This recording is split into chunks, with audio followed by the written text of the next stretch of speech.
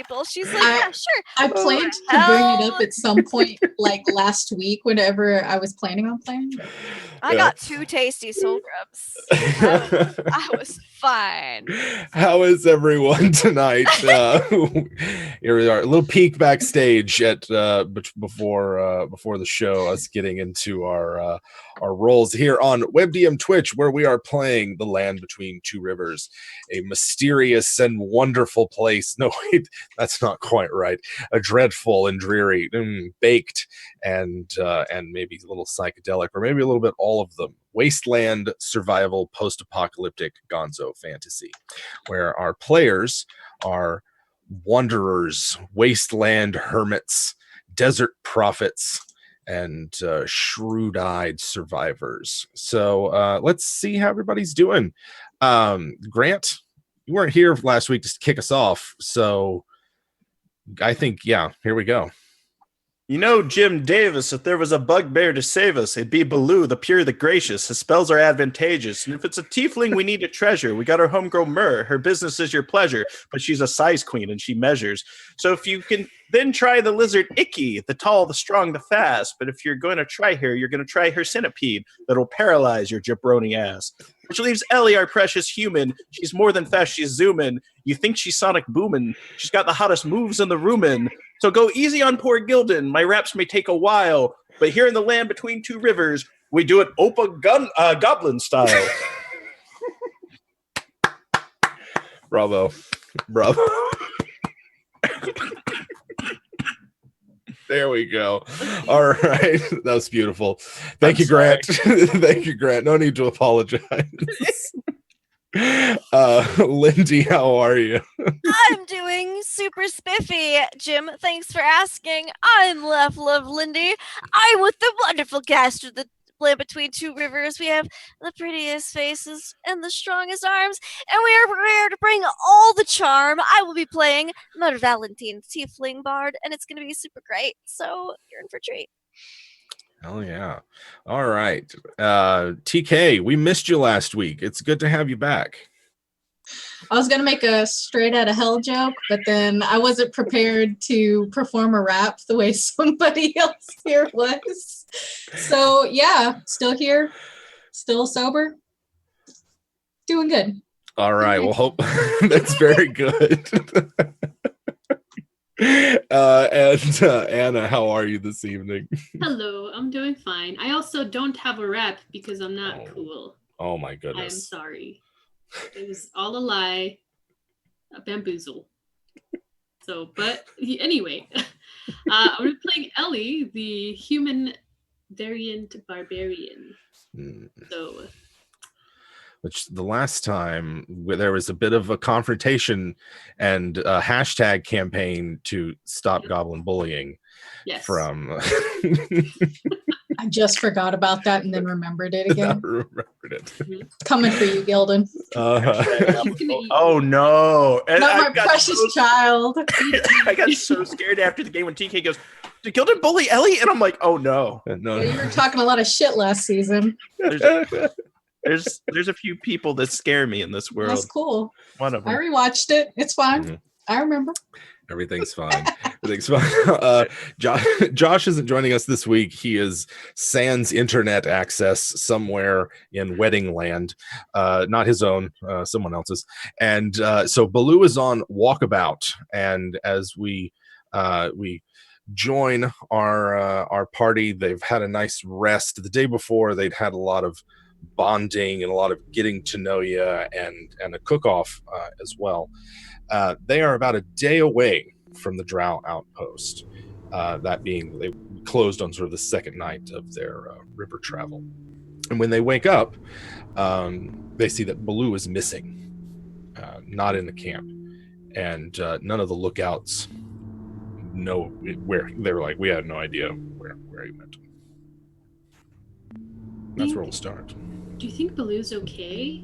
I mean, he was still very sad because that big robot monster didn't have... I believe he is having what you might call a quarter-life crisis. It is fine. What does that mean? There are certain periods in people's lives where they have crises depending on certain things that happen. I believe Baloo is having that with a bit of fire at the moment. But so he'll be okay? He will get over it, I am certain. He's probably just out working it out, burning down half the wasteland as we speak. Gildan looks at Ellie and goes, "Everyone dies." What? This is also true. Everyone dies.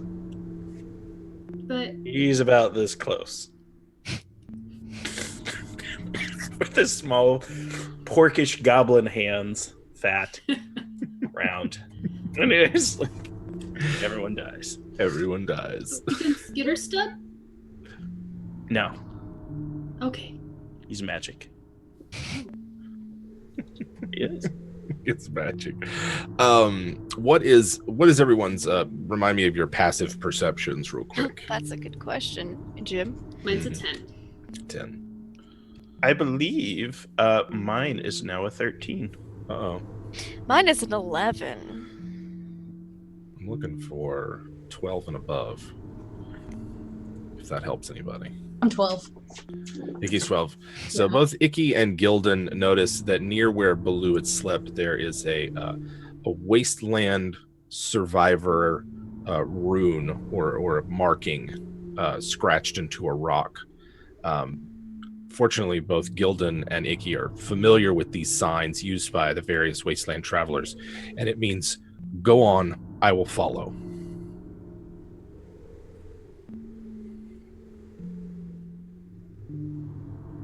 Okay. Yeah, Icky just interprets that at face value if she's awake. Which Yeah. I assume she is. Okay, cool. Yeah, she's just like, okay. Mm. Are you back with us now, Icky? You've been very introspective the past few days. She just kind of looks at you because she doesn't really understand what that means. She's not like a big metaphor person. You've been very quiet, not speaking much since we've returned from hell. Yeah, I'm and she feeling just kind of better. like thinks I on it. believe you are mind controlled. I assume Skitterstep turns and sees Icky, rushes towards her, bucking Gildan off, who goes tumbling back into the sand, and my mount is no more. Alas. Yeah, she just like opens the bag and like lets Skitter step directly inside of the bag and kind of looks at Myrrh and is just like, it's the same.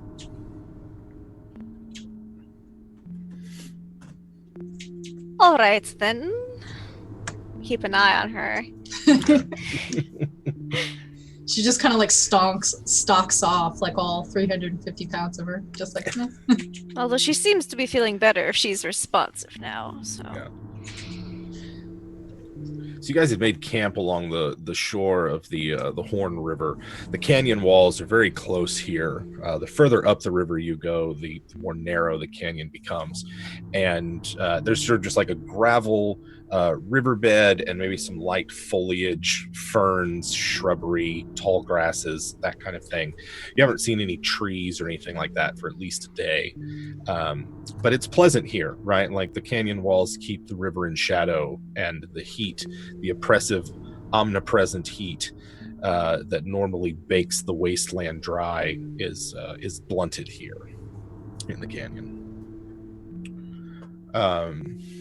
So otherwise, you guys have, by the end of today, you will be at the Drow outpost, which is where it marks the border territory that the portion of the river that the Drow control. Give me an idea of who's in what boat. Is anybody switching places, or just give me an idea of like who's where as you travel up the river. I think Ellie would be with Myrrh. Okay. I'm sitting in front of Icky, who's like, Icky's in the back, and I'm just like, I feel the eyes burning into the back of me. I must never look back. If death takes me, let it be a mystery, a surprise. Yeah, Icky is definitely glaring at Gildan because she does remember, at least in part, like his hostility to Ellie. Like whatever filtered through the fog, she definitely remembers that, and she doesn't consider it to be any different than the mind control. And the goblin's like, there's cultural differences between goblin kind and lizard folk. Mur has also probably made sure Memnon is in the same boat as her and Ellie.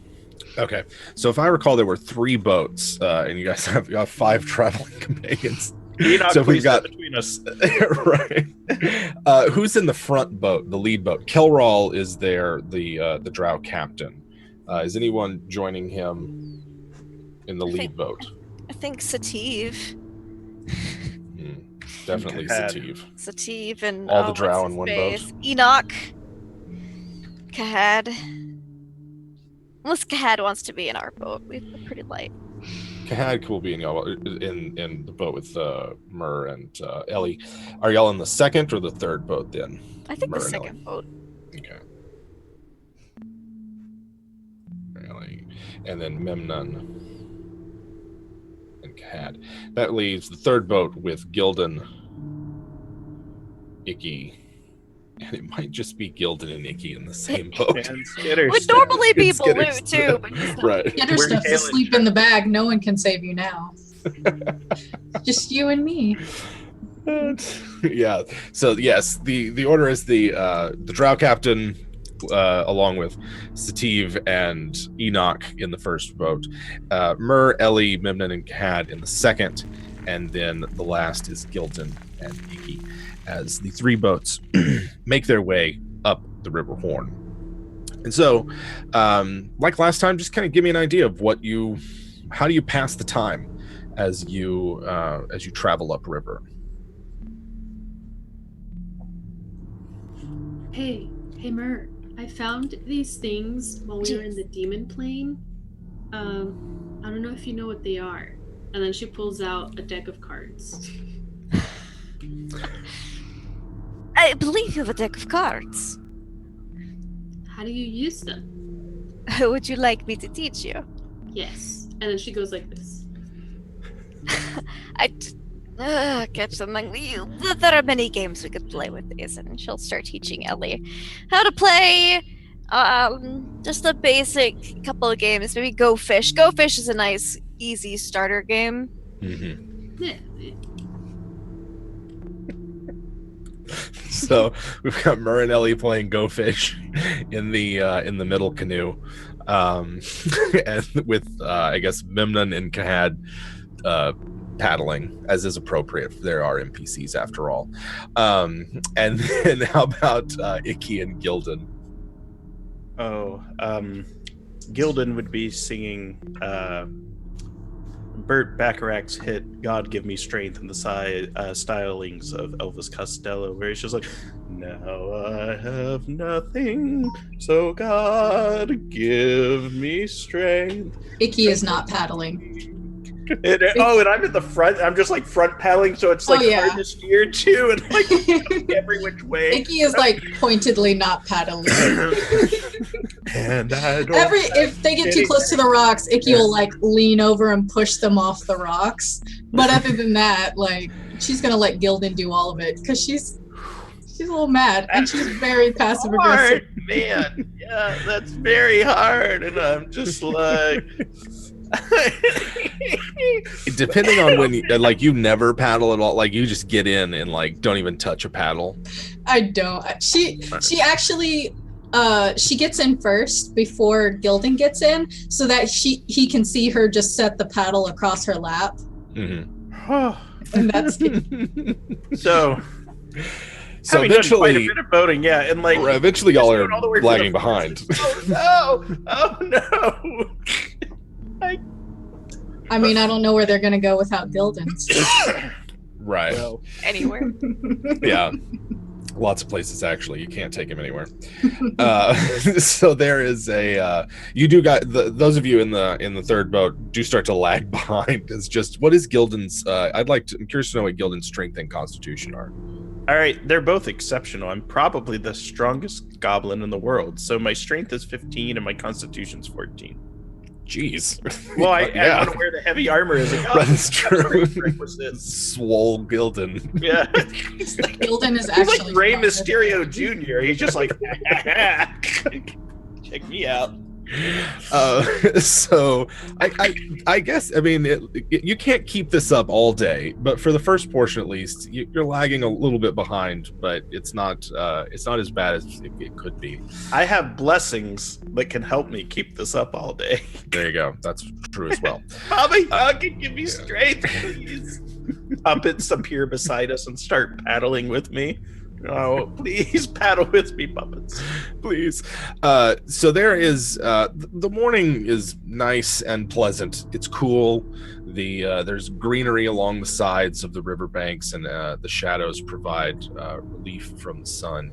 And you make your way up the river, whether it's playing Go Fish or doing a lot of extra work or letting everyone know just how upset that you really are at them.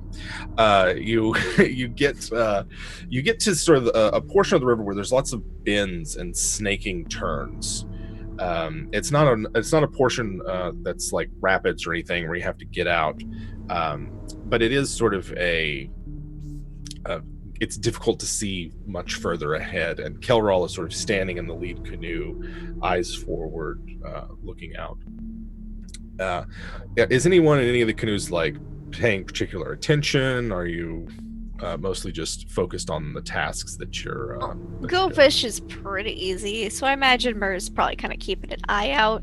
Okay, She doesn't care about winning or losing while just teaching Ellie how to play. gotcha. I think Ellie would feel that this new game Go Fish is like everything. She needs to put all her attention in this. So she's definitely not Next is strip poker. Right. Oh hell yeah. Yeah, Icky's like definitely looking outside of the boat and everything and tuning out Gildan, so she's actually playing lookout. Okay, so in that case, Icky and Mur can make me perception checks with advantage.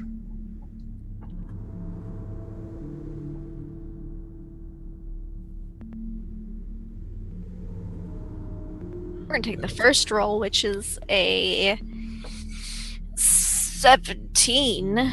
22. So several things happen at once. You're passing through a bend in the river. Gildan's kind of lightly singing and paddling. The other two boats are first passing, and there is a something in the water that's across that runs across the river from bank to bank, pulls up. Both I believe both Mur and Icky see this, so you'll be able to avoid the worst of it, but Kelral doesn't, and he goes tumbling into the water, and I need to make a save for the rest of the group. Everyone in the second boat, I need me to make a dexterity save. Mur will have advantage on this save. That's good. Watch out! At the same time, you can hear shouting coming from behind you that this happens. I got a 22. 22. I got an 18. All right. 18. And then I'll let you guys know in the third boat. You guys in the third boat are a bit further back, so you sort of see this, but you're not like clustered right together and part of this thing. It looks like Sativ managed to avoid this rope that's come out of the water, but Enoch does not, and Enoch falls in as well, and in the falling in takes the whole front boat with him, which then crashes into the second boat. The DC was 13. So those of you on the second boat, if you got better than a 13, that sounds like both of you. How about Memnon? Memnon is good, but Kahad is not. Damn it, Kahad. Kahad goes tumbling into the water. There's a great big cluster of boats. There's someone or something is shouting behind you. Now you guys are about 10 feet from the north shore and about 80 feet from the south shore. And I'd like everyone to roll me initiative.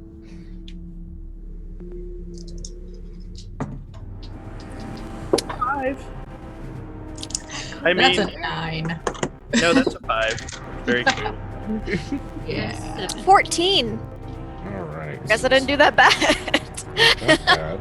So you got a 14 from Myrrh. I got a 17 for myself. I told you my dice were rolling hot. And so I got a 14 from Myrrh. Anybody nobody else can beat 14, yes? Mm-mm. Okay. And then we had some. Who's next? 7. 7. You might 9. be 9 for Icky, and then Gildan's was I think. lower. 5. 5. Okay. Yeah, Let's that's how he see. dies. Mhm. But we didn't go in the water. That's very true. So Yeah, both that's that helpful belligerence. right, both Icky and Gildan are further back and can attempt to avoid the rope that's stretched across. So we'll give this we'll set the scene sort of from what Gildan and Icky see. They see the rope come across and the disaster that happens in the lead boat that causes it to smash to the second one.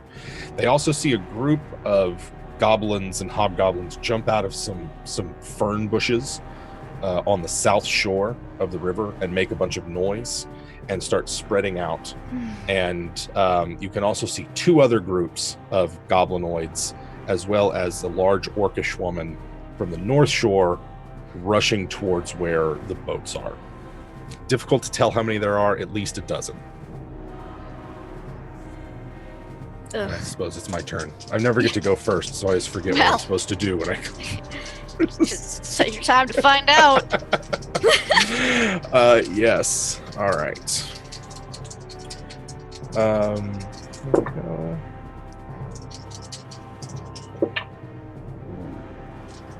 So a group of what it seemed to be raiders rush in towards where you're at, and they begin by throwing a volley of javelins that none of them find their mark. So they sort of like fall in and amongst the wreckage of the first canoe and the people that are in the water, and then those of you in the second canoe, they sort of like just slam into the river and big splash. They are on the shore towards the north and are starting to try to fish out those people that are caught in the river. And then there is another group behind you that appear to be shooting bows in your direction.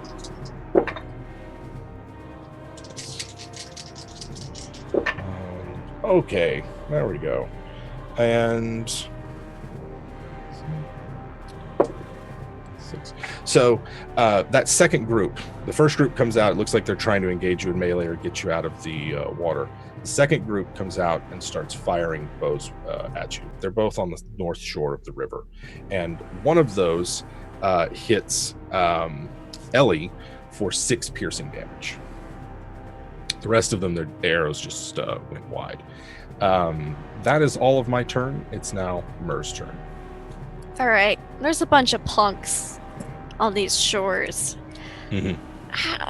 What's the biggest cluster look like?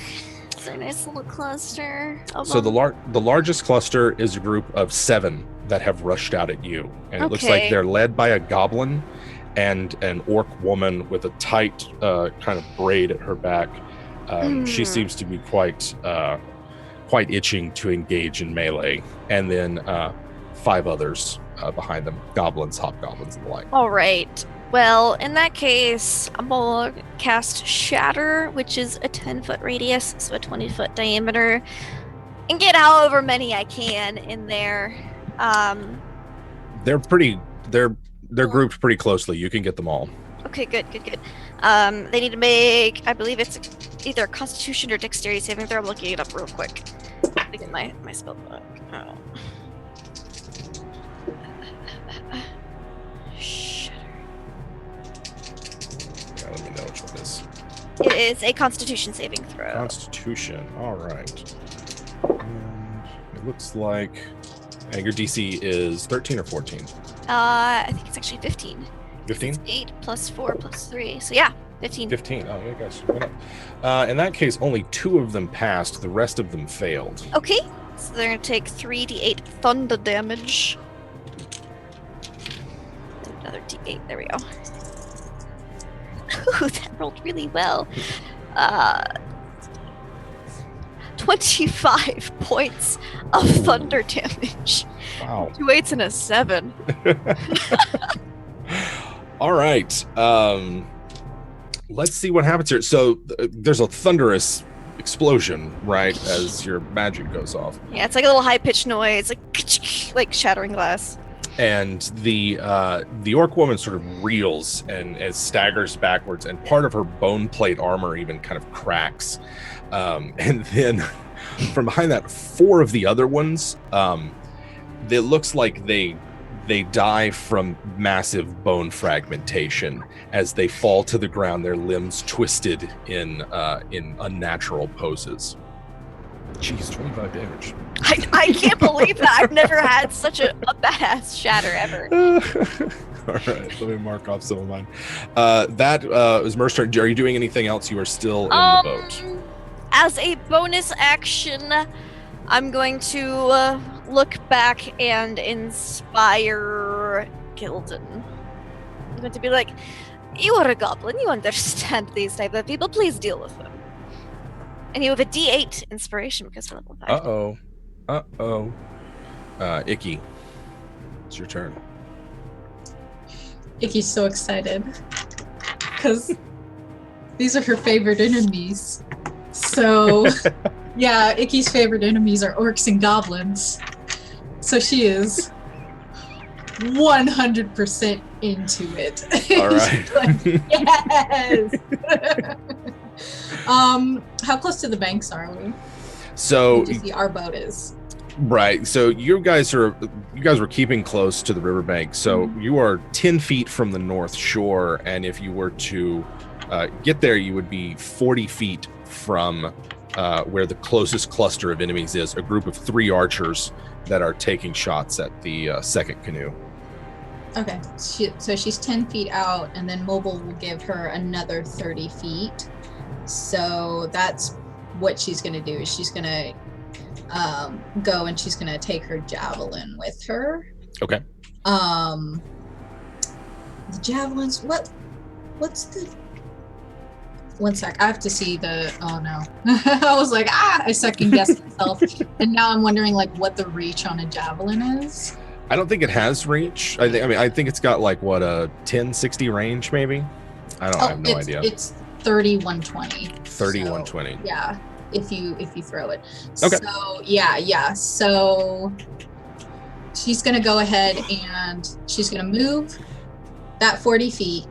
Mm-hmm. She's going to use her extra attack and take 2 attacks, and then regardless of what happens, she's gonna burrow away 40 feet with her mobile feet.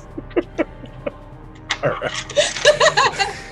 So it's gonna take you 40 feet just to get there. It's gonna take you all of your move to get there. Are you trying to get in? You're trying to get into melee?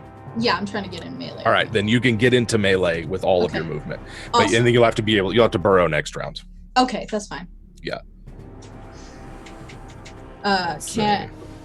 Can I still attack? Oh yeah, you can still attack. Awesome. Yeah. Can I attack twice? Yeah, you can attack. You get both your attacks. Oh man, that's sad. Oh well. What'd you get? I don't even know what their AC is. Yeah. So 2 attacks. I got. Their AC is 12. So well, I got a 10 and an 8, so she ain't got shit going on. Oh no! Yeah, it's the worst. But she's very excited, so that's what counts. Right. Yeah, she's just up and out of the boat and doesn't say even a thing to Gildan. She's just like, ha ha!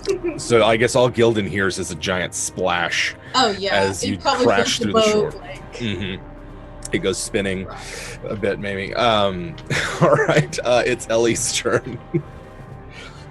You're being shot at by 3 archers from behind you. Ellie will definitely duck and then kind of poke her head out and then see where they were, kind of. And since she's not close enough to attack them. Right. So she's gonna throw a javelin at them. Okay.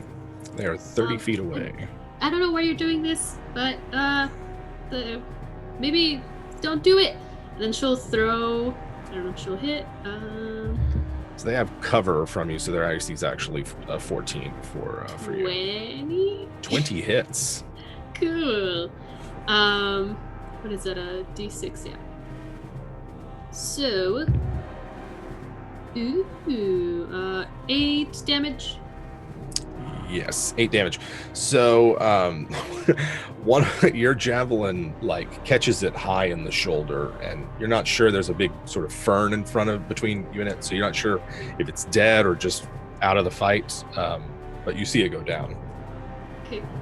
Sorry, but don't do that. And she'll like hide down a little bit. So nice. And then that makes it, unless you want to do anything else with a bonus action or anything, it's No, Gildan's turn. besides ducking. Okay, it's Gildan's turn. All right. Wait, hold on. Oh, wait, yes. We're level 5. Don't we have an extra attack? Yeah, you sure do. Oh, fam. Okay, watch out. I'm throwing another javelin. All right. Yo, I was so excited too, Ellie.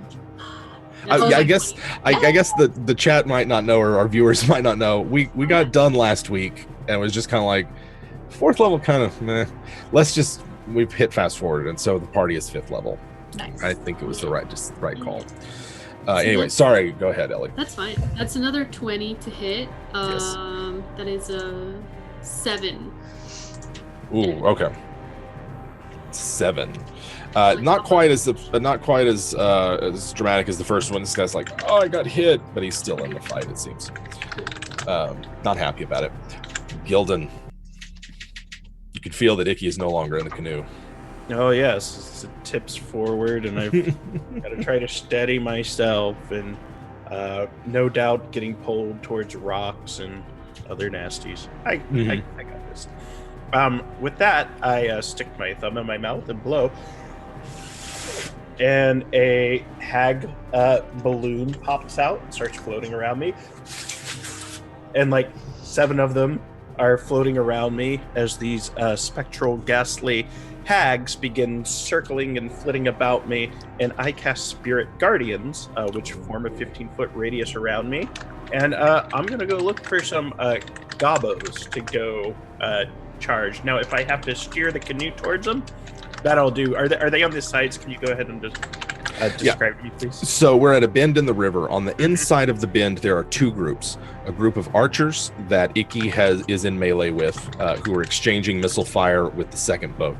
There is a group of meleeers with a big orc woman and a goblin leader type attacking the people that fell out of the first boat in the river. On the opposite shore, it looks like there are 4 other assailants that are going to start attacking with their bows. Do I recognize? Do they have any distinguishing mark, signal, insignia, colors, or banners? Just curious. 2 of the ones across the river on the south bank wear distinctly red robes, like the ones that you saw some of the travelers at the Fellowship outpost with. Do you recognize them? I'm going for the big orc woman because now I'm probably a ways off, but she seems like she is she's calling the shots. So at least in Gildan's mind.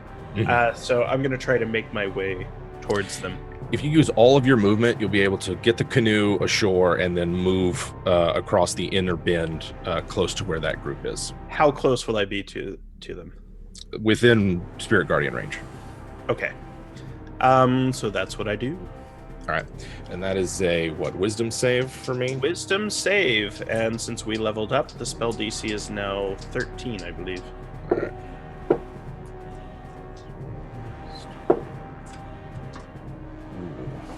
Last guy not doing so well. One of mine failed. All right, so it is 23 points of damage if they failed, and then half that, 11 if they made it. And also whoever failed,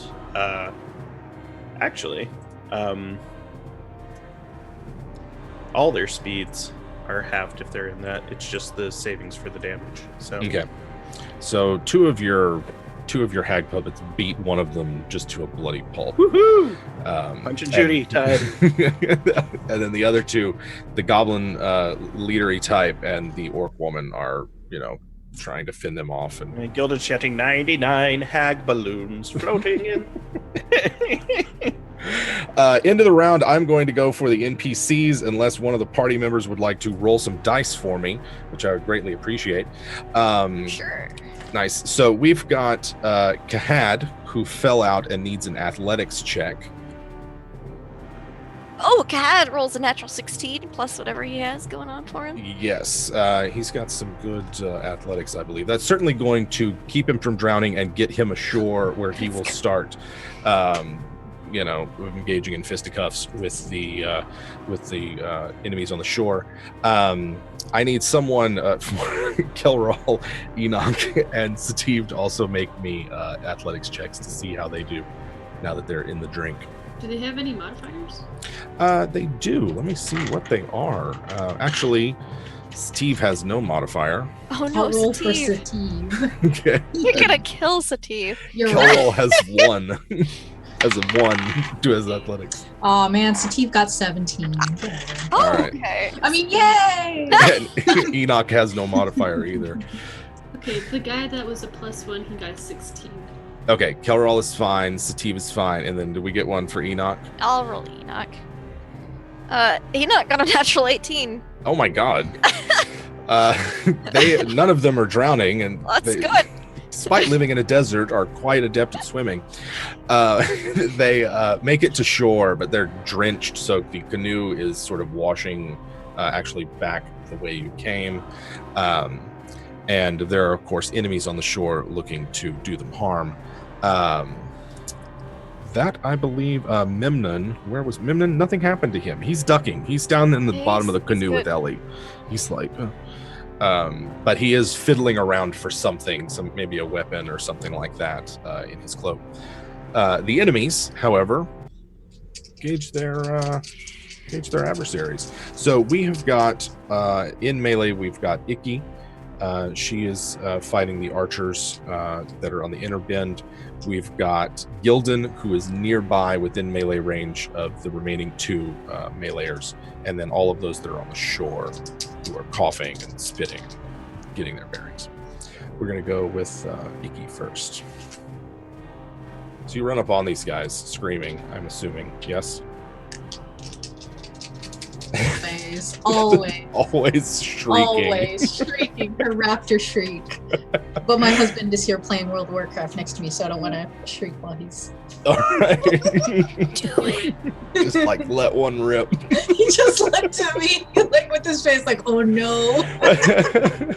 When he least expected, I promise. Right. So the one that you're fighting drops a bow and pulls out a bone hatchet to attack Icky with, and actually managed to hit Icky. So we're gonna go. I'm gonna take that when he's dead too. Right. 4 slashing damage in that one, and then the other 2 adjust their aim and sort of reposition themselves and try to fire their bows at Icky, but they both miss. Let's see. So that was that group. The group where Gildan and the other the people in the first boat are. The orc woman hefts like a huge war club with like iron bands around it, just kind of like a nasty beat stick, and is actually taking aim at Gildan and sort of screaming out, "Get the prophet!" And let's see, and Gildan's AC is 18. I think I've got 1 hit instead of 2. How dare you? How very dare you. And let's see, that's going to be 11 bludgeoning damage from the orc woman as she smashes into Gildan. All right, so I need to make a con save for my concentration. I get to do so with advantage because I am a warcaster. Nice. No. Oh no! I rolled double 2s. Well, I do get to, I forgot. At the beginning of my turn, everyone in range still takes damage from Spirit Guardians. So they would have taken 1 more round of damage from Spirit Guardians. No. Do they? They do. It's at the beginning of the enemy's turn. Okay. I mean, unless you don't want it to, and then I'm fine. Right. Not. I wanted to make sure, so yes.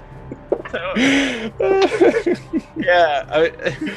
It looks like the goblin failed and the orc woman passed. All right, so let me roll some damage. Cool. I love all these dice. So 5, 6, and 8. So that's 19 if they failed, and 9 if they succeeded. Ooh, he is not doing so well, and she's. Yeah, they both seen better days, but they're still in fighting spirit, or fighting shape at least. And so, as she hits you with the with her great club, the spectral puppets disappear. Those of you in the middle canoe, you come under fire from the opposite shore, and that is. What was Myrrh? You had cast a spell and you had given inspiration, but you hadn't like ducked down or anything, had you? Not really, Okay. no. Just sitting. Just sitting. In that case, Myrrh is hit for 5 piercing, and one of the arrows punctures the side of the canoe and hits Memnon, who sort of like jerks back from the side, and he's like, "Oh." It hit him, hurt him some. And then Gildan and everybody else who sort of isn't ducked down or in the water or anything else like that can see that the 2 red-robed people on the opposite side, they open a door in reality and appear on the north wall.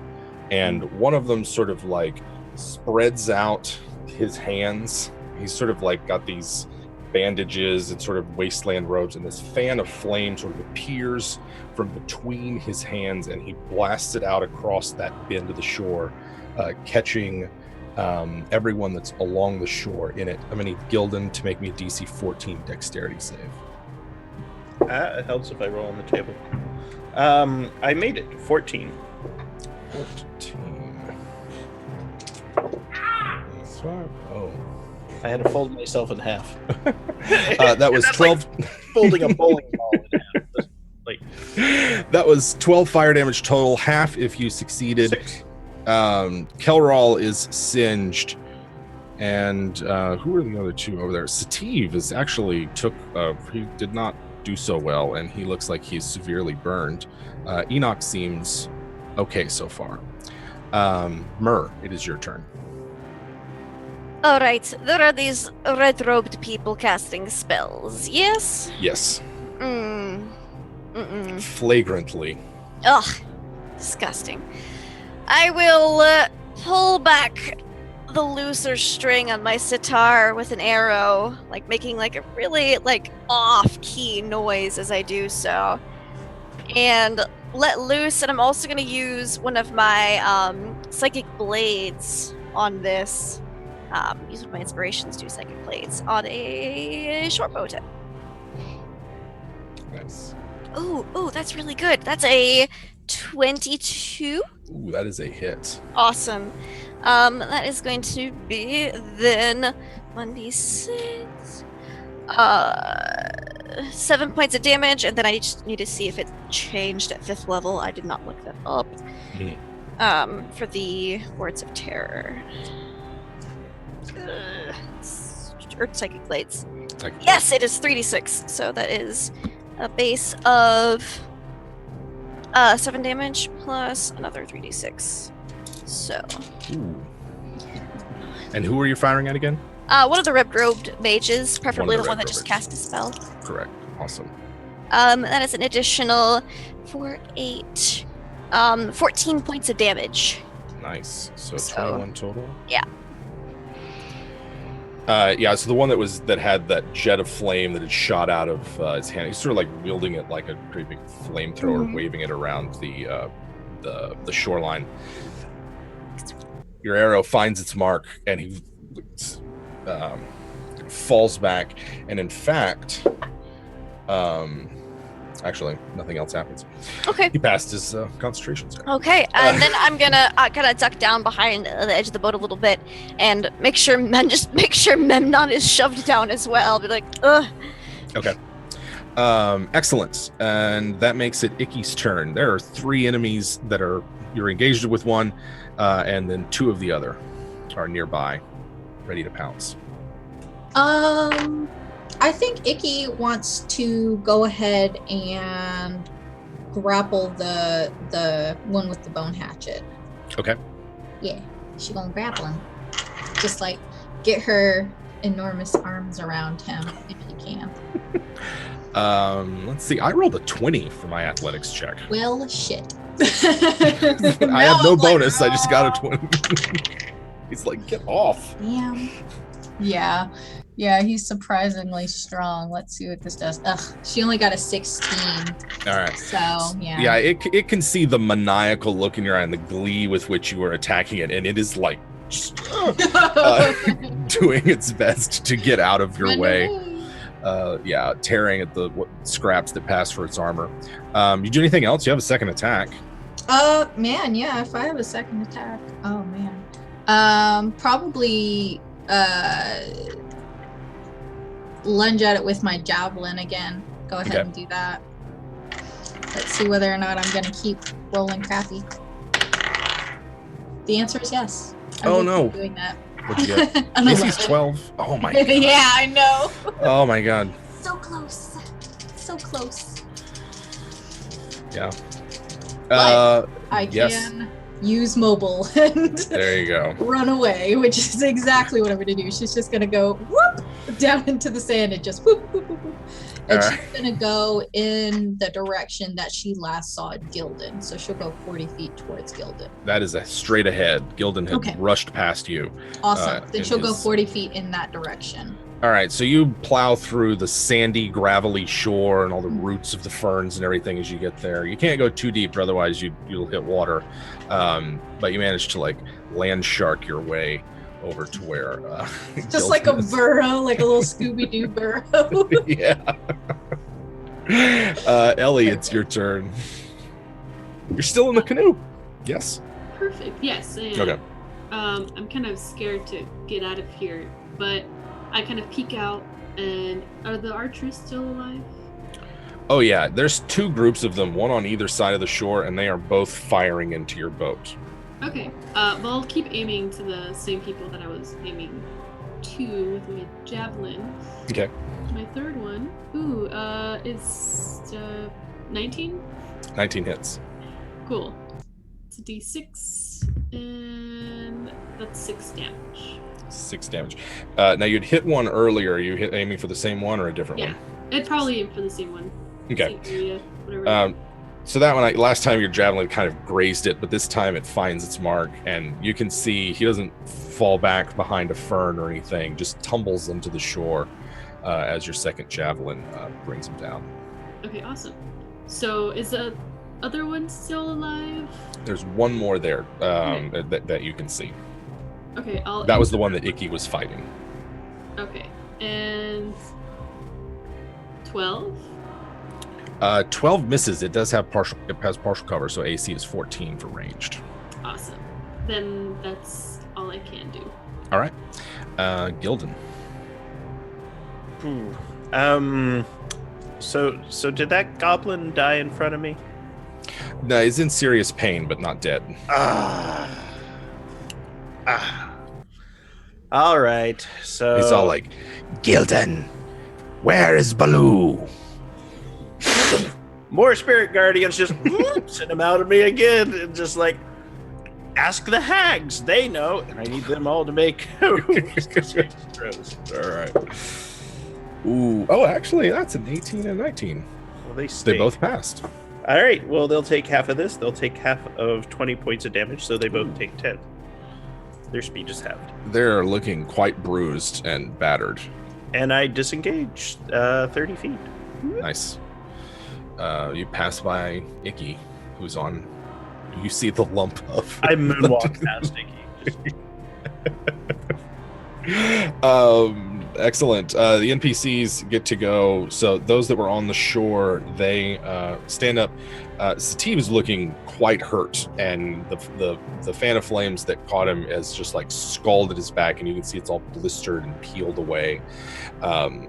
Kelral is dragging Sativ to safety while drawing a weapon in his other hand, and Enoch is kind of limping along after. He doesn't look particularly healthy as well.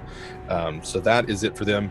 Kahad, let's say Kahad's there. Kahad will grant the help action to anyone that is in melee. So that's what Kahad will be doing. He's just kind of attacking them. That's the end of their turn. It is the top of round 3 with all of my baddies. So Gildan had disengaged, but the goblin who demanded to know where Baloo was calls out, "Orba, bring me Gildan's head." And Orba stalks off after Gildan with her great club. And you don't recognize, you're up here now, and you still don't even recognize who these people are. And does she come back into no, she stops at the edge and instead takes out 2 hatchets that it looks like she's just gonna throw them at you, but the first one goes wide. And the second one is a bad miss. So she misses twice as she attempts to get you, staying well away from your hags. Who else is up there? Oh yes, the mages are up there. That's right. Let's see. I need everyone in the second canoe to make me dexterity saving throws. Now, if you were ducked down, then you have cover from this, and I believe, someone correct me if I'm wrong, it's either advantage on the dex save or a flat bonus. Does anybody remember off the top of their heads? Which one if you're prone? If you're behind cover. Cover grants a flat bonus, yeah. Conditional modifier of it's plus something. Let's call it +4. Okay. Okay. You get +4 to your dex save with DC 14. Oh, +4? Then I have a 29. Okay. And for Ellie? +4? Oh, I got a net 20. Nice. I got a 19. Nice. No, and then that was you see something happen to Memnon. So first off, one of the robed figures lets fly a shimmering bead of red force that explodes over the second canoe, and for a split second you see Memnon fade out of existence and then appear on the shoreline as a different sort of position, and that was his reaction. The second one is going to go, and it is going to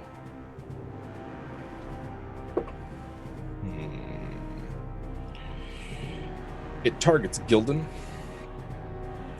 and 4 darts fly out of its hands, streaking towards you, glistening and glimmering with arcane energy, and you're going to take, that is 3 plus 6, that's 9, 14 force damage. Let's see if I let you do that today. All right. All right. You got a pocket shield somewhere. Potentially. Let me double check my spell list. I don't think I actually have a shield. Don't have a shield. No, I do not. So okay. I take all that. No. Yep. That's 14? 14 force from a boosted magic missile. Yep. All right. Ellie's, or not Ellie's turn, but it's Mur's turn.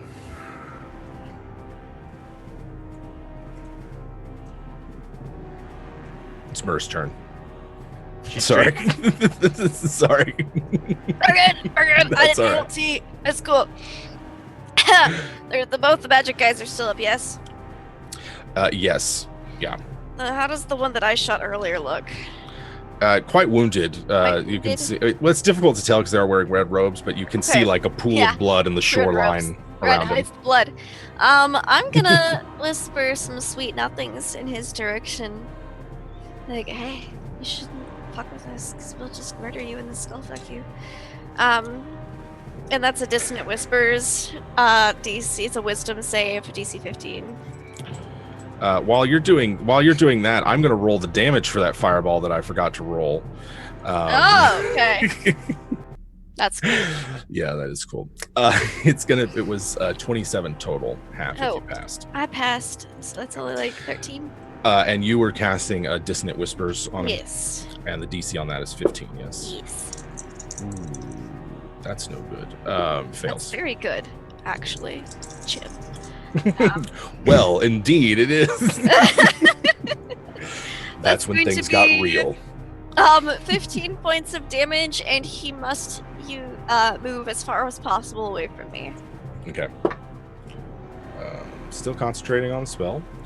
And that was 15, you said? Yes, 15 points of psychic damage. Okay. And And does he use his reaction to move, or is must it just on his turn? immediately use its reaction, if available, to move as far as its speed allows away from me. It still has a reaction, and it runs quite a bit of ways away. Actually runs really fast. Oh, okay. Well, he runs away because he's scared. Little bug. He's scared. Yeah. He's that's terrified by your psychic attack. Icky. All right, so I know that Gildan and Orba, I assume, is the orc chieftainess. Mm-hmm. They have both moved since Icky went underground.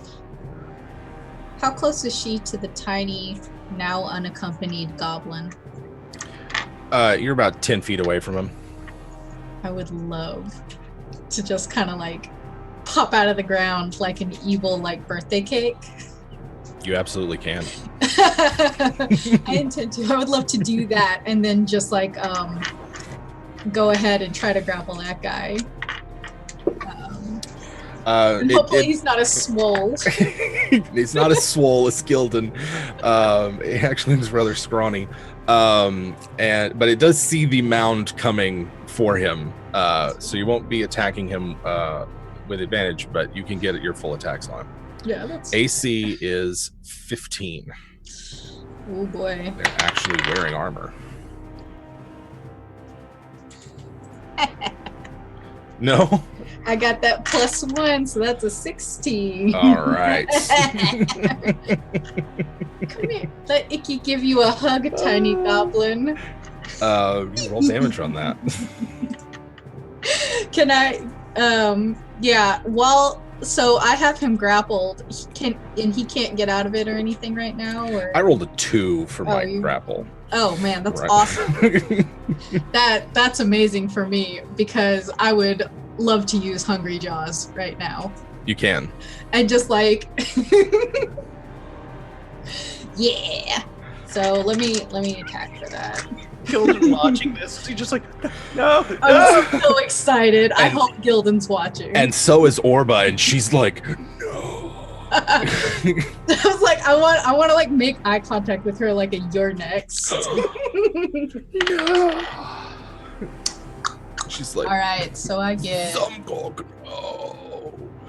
that is my one true love. I'm proficient in unarmed, so I'm gonna get that +4, and then I'm gonna get a +2 because he's favored enemy. Mhm. So that is 21 Yes. to hit. That hits, yes. Sorry, I'm so excited. Like I won't do that much damage, but I don't know. It's not. He's been hit by several area of effect attacks, and he's actually really roughed up. So you might do it. Yeah.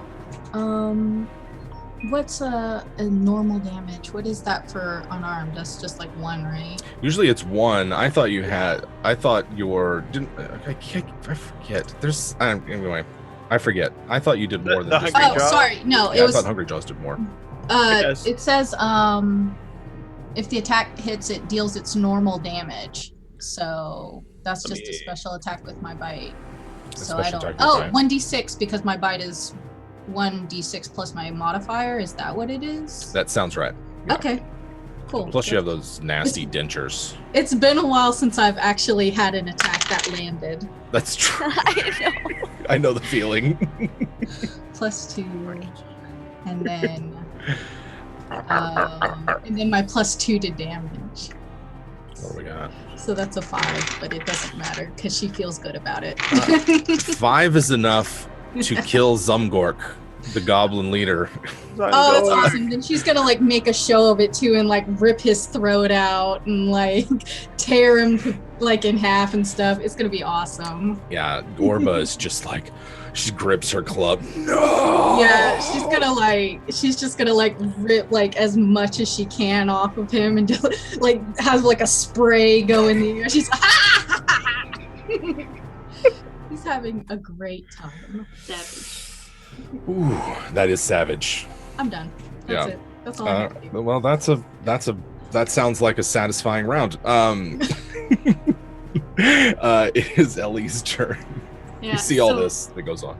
Yeah, so Ellie will pop back up, and then she'll just see Icky like, and she'll be super scared of her.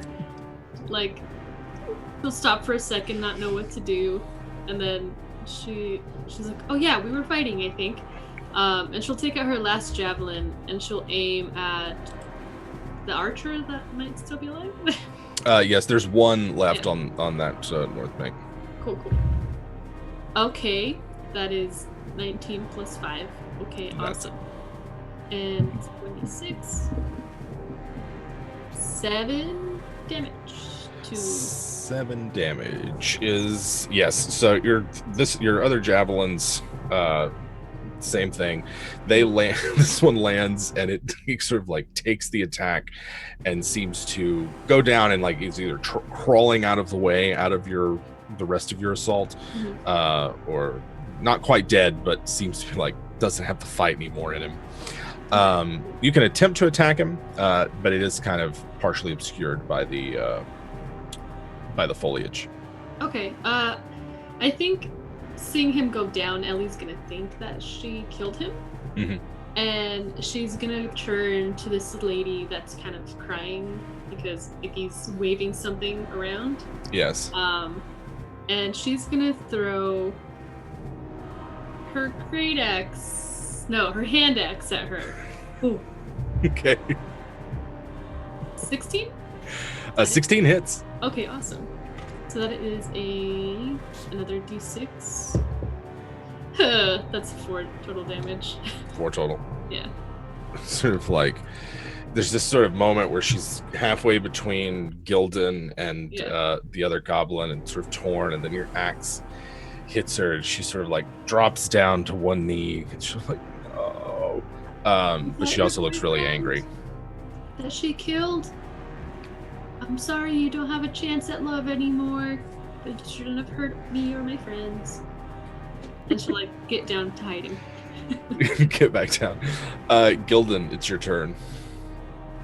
So Orva's still up? Yes, Orba is still up. All right. How close is she from me? She stopped just outside the Spirit Guardians, so she's about 50 feet away? Yeah. All right, so I'm going to move up to her, so she enters Spirit Guardian. I'm going to use my action to attack, and then I'm going to bonus attack to spiritual weapon her and summon another hag from just going to come up and groin strike her. So we'll see how this works. All right. She failed her save against Spirit Guardians. Woohoo! Let's see how this works. She might not even be alive by the time you get to her. Man. Oh, well. All right, so that's 16 points of spiritual guardian damage. She up? God, no, she's beaten to a pulp. All right. Is there anyone else up? There are 2. You can kind of see 2 of the archers that were on this side of the bank who were trying to crawl away behind the bushes. And how close are they from me? They're about 20 feet away from you. All right, so I can keep moving to move them into spiritual guardian range. Just gonna Roomba them up. Better. I'm gap closing on them, so they need to make their saves. I got a 1 and a 19. So, all right, so the one that got a 1 takes 12 points of damage, and if he saved, he gets 6. 6 points of damage. He's still alive? No, they're both dead. Your hags all right. gleefully and I haven't even got to do an action yet, so I guess I will cure wounds on myself and go and like heal myself up. Right.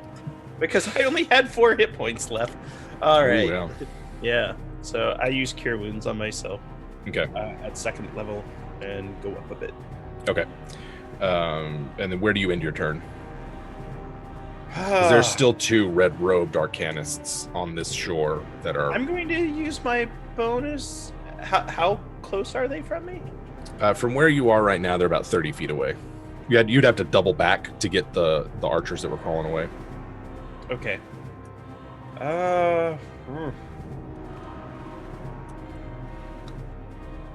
Well, I guess the archers are dead, so I can't disengage off of them. So, what I'm going to do is I'm going to use my... I can't really hide with the spirit guardians. I'm going to use my bonus action to summon a spiritual weapon. No, I can't do that because it's not a cantrip. I use Cure Wounds. I'm cool. Correct. You're good. All right. NPCs. Enoch, Sativ, hanging in there. They're going to need some attention. Kelral pops up, and he's got like a long knife and a hatchet. And he pops up next to Icky and Kahad, and they sort of form a melee line that they are going, if they're going to go attack the Arcanists, and I think actually they are going to engage them in melee real quick. So Kahad and Kelral attack actually there's only one Arcanist, right? Because the other one ran away from the Dissonant Whispers. I'm going to attack that guy. I showed him. He really did. How long does that last? A minute? It's just that round. Oh, it's just that one round. Okay. But it makes them go far away. And he, like I said, he was a lot faster than it seemed like you'd give him credit for. So between Kahad and Kelral, looks like Kelral hits the guy once. Difficult to tell who exactly it is between the robes and the wrappings and everything. But they're having a little fight. And let's see. Where is it? And I need Icky, and I think Icky's going to be caught in this blast. Oh no! Because she was sort of on the side, right? So this one sort of backs up and gets so that it's got the 2 assailants and Icky. I need you to make me a DC 14 dexterity save. Haha, joke's on you. I'm proficient in my dexterity. Yeah, so that's a dirty 20. Nice. And here we go. How many D6 is this? Just uses the shredded body of that tiny goblin as a shield. It is going to be 31 cold damage as a blistering cone of ice and shards. It like freezes a big wedge out of the river. Kahad shatters on impact with the shore. And just like Chad. Just like a Chad. And Kelral also failed his save, but is not dead. Fuck. Not so, Kahad. I like How's to Icky? How's the 31 the succeed save? That's the six. No, that's just the total. You take half that if you succeed. So it's 15 if you failed. I was like, or if you succeeded. Oh god. So I will always give you the raw damage and then let you factor in resistance and saves and all that business. I mean, I'd still be alive, but I think you don't like it. So that's what that one does. There are enemies on the opposite shore. More arrows land near the middle canoe, which really now just holds Ellie and Myrrh, and just the drift of the river has pushed it up against the shore. And Memnon? And Memnon's out. He did a weird thing that got him out of the. He's in the bushes on the north shore. That's right. But none of the ones who are firing at you from the opposite bank hit their marks. That makes it Myrrh's turn. This is round 4. Well, Kahad is now shattered, and that's not cool. It makes me quite upset. Ugh, quite upset. So I'm gonna try to do another Psychic Blades on that mage dude. Mm-hmm. The one that's remaining? Yes. Okay. And that's good. That's good. That is a 23. Actually, have disadvantage to attack him. Sorry. Oh, okay. He's a little That's insubstantial. Oh, well, I rolled 2 17s, so it's Okay. 23 or 23. So much for Blur. Well, he tried. So it's going to be, oh, that's a really good roll. 9 points of piercing damage, and then 16 points of psychic damage. Ooh, 16. That's what, 25? Yes. Yeah. So the insubstantialness to him dissipates, and you can see get a much clearer picture. This is a male orc in voluminous red robes and sort of loose-fitting garment underneath it. That's, you know, his hands are glowing with arcane energy, and you can see he's got like, you know, arcane tattoos up and down his arms that are glowing as well. But that was a really good hit. Anything else Mur does? Just kind of like duck back down, I think, is gonna be about it. Okay. Yeah.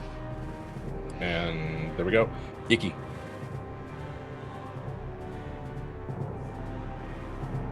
You're muted. Sorry, I was updating the notes and I was like, oh God, oh Jesus, what do I do? Yeah, so Icky still has, okay, so Kahad's useless. He's dead. He's like meat pieces. Man, whatever. Oh, sweet. She'll be coming back to that. She'll make a note. Frozen treat. Yeah, the goblin is sprayed all over. The orc chieftainess is a pulp, gone. So is it pretty much just the mages left now? 2 mages. One of them is like 60 feet upriver. He booked it. And then the other is like 20 feet from you. Oh, yeah. Well, in the case of the 20 feet guy, I would like for Icky to, Icky don't fuck with magic. So she would like to have a brief freak out and then throw the pieces of like the goblin and a little bit of Kahad at him and try and intimidate him by like having viscera thrown directly on him. All right. I appreciate all the cheers for Kahad. R.I.P. Kahad. He was a real solid stand-up drow. So go ahead and make me an intimidate check. Oh no, this was a bad idea. Now that I look at my proficiencies, I'm like, oh, this was a bad. Are you making it with charisma? I feel like Yeah. I feel like you should be using a different stat than charisma for intimidate. can. Yeah, you would. You think, can. Let's do Jeremy that. Crawford, variant Which skills. stat Thank would you, you like Jeremy. me to use? I feel like that this one is more based on your size and reputation as a vicious desert-dwelling lizard Since you just monster. watched me Right. rip a goblin to shreds. Yeah. I think maybe strength seems appropriate in this Do you case, want but me to roll again, or you want me to just use strength? just go ahead and make a new roll. Oh, okay. I love that. Thank you. Yeah, that's fine. Oh, thank goodness. Not a tyrant. Oh, yes. Yeah, it's a 15. Okay. You can see doubt creep across the orc's face. Oh, that would be awesome. I would like for that doubt to be enough for him to get hit with a thrown javelin, too. Okay. Just like throwing guts and then also throwing a javelin. All right. Make that attack. Come on, dice, don't fuck this up for me. AC 16. Oh, shit, yes! Ah, that's a 22. Ha-ha! Yes. Sorry. That's a 22. It's going to shield that away. Oh, damn It doesn't want to take that. So a shimmering shield of light ricochets, and the javelin goes flying into the whatever. Bitch. He was like, get away! Everybody's just like, leave me alone, Nikki. It's just blood sprays and Right. the javelin. Awesome. Awesome. Do anything else? Yeah. Give me Can Ellie's turn I next. burrow again? Yes, you can burrow. I would love to do that. I would love to burrow up to him. Okay. I'll Burrow probably 20 get feet. fucked up, but it's worth it. It's worth it. Yeah. Ellie, it's your turn. There's an ice cream man outside my house. Do we need to take an ice cream break? Yeah. Permission? I did have ice cream for lunch, so I for real thought you were gonna go. I should I have. was like, Cash bullshit. on me. Yeah. Maybe I'll take Venmo. But sorry about the ice cream. No worries. It adds to the combat. Yeah. Yeah, it really sets the mood, I think. I Uh-huh. imagine that's just what's going on in Ellie's head as she rages. Oh yeah. Hey, those. Can we all just give a hand for the ranged barbarian this combat, ladies and gentlemen? Thank you. And for the ice cream man, mostly. For the ice cream. Man. Yeah, we're holding out this boat, Ellie. No one will get this boat. All right, so you're still being shot at from the South Shore, and there's some mages across the way, but they look like they're being handled. Okay, also, the mage with the red robes and the tattoos. Do I recognize them from that time that I talked to that one group? Yeah, at the outpost, yes, these are the same people. Traitors. Okay, and how far am I from the shore? Can I get to The canoe, because you guys stopped paddling at the beginning of this ambush, it is drifted 20 feet down river, so back the way you'd come. If you were able to get out, you'd have 40 feet of movement. You'd step out, rush over 40 feet. That's what it takes. Okay, that would take my whole action, including my extra attack? And I think what's your movement rate right now? 40? So just take your move. Yeah, You get over there with your move. Okay, then I'll just do that then. All right, and you can make your attack if you wish. Perfect. So I'm going to aim. Okay. Seeing this guy that I thought him and Baloo were friends, and now he's, something shady's going on, and Ellie just hasn't put her finger on it. She is going to rage because she feels that sort of betrayal, and she thought these people were cool, and she kind of looked up to them a little bit. So she's gonna rage. All right. She's gonna aim for that guy, and she's gonna try to attack with her great axe. AC 16. Nope, that's not hit. She's gonna try again. Okay. And that almost hits. I got a 15. Oh no! All right. So you're raging. You're in its face. You can see Icky circling around, like in a burrow, and this guy now looks scared, right? Like he's got a drow warrior. He doesn't know what you are. So You what done in fucked the? I'm so mad. I Right. thought you were a friend, and No friendships here. Gildan. All right. So I'm about 30 feet away from those mages. There's the one now. But yes. Okay, I'm gonna gap close on him, so my spirit guardian should take effect. And if he's still up after that, and that's 3 7s, 21 for damage. I passed my save, So half of that 10. 10. Still up. Going to take a swing at him, and I'm going to use my inspiration Myrrh gave me. Okay. So that's a 21 to hit. So that hits. All right, that's actually a 25 to hit. Still a hit. Yes. So Good old D8s. yes. Ooh. That is a 11 for damage. Oh, I am seeing. Well, so you'd still hit, but yes, Chad is correct. It's AC's 21. But you still hit, Gildan. Sorry. You said how much damage? 11. 11 damage. How does Gildan kill this wasteland mage? All right, as I walk in and all the hags start beating on it, it kind of gets clubbed down to its knees, and then it looks up and sees Gildan there, almost with his warhammer like a croquet mallet.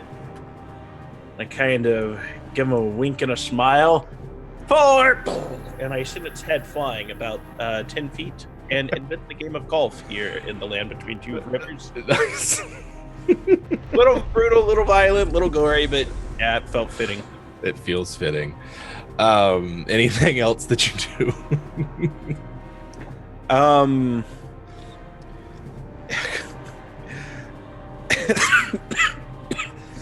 Sorry. Are there any? He dies. I was enjoying my.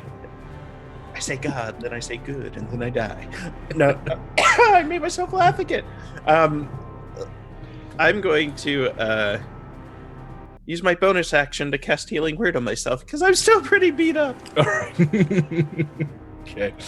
Kelral turns and just like goes over to where Sativ and Enoch are. Now that the immediate danger is out of the way, there's no one within 60 feet of you right now. The closest one is the mage that was Dissonant Whispers, and then the archers on the south bank are 90 feet away from you. That's how far it is to the south bank.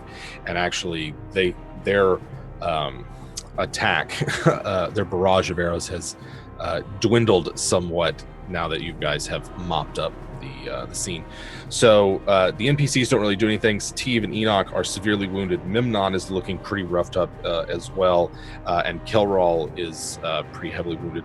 I'd like to take stock. How's everybody else looking? Who's wounded? Who's unhurt? How does the party look? I'm kind of wounded, but one of the attacks against me was fire, so... Yeah. I am wounded, but I should be okay. Okay. And then Icky and Gildan. Icky is wounded. I forgot to add my constitution stuff from Hungry Jaws. She could kind of take her leave healing right now. Okay. Yeah, she's wounded and bloodied and stuff.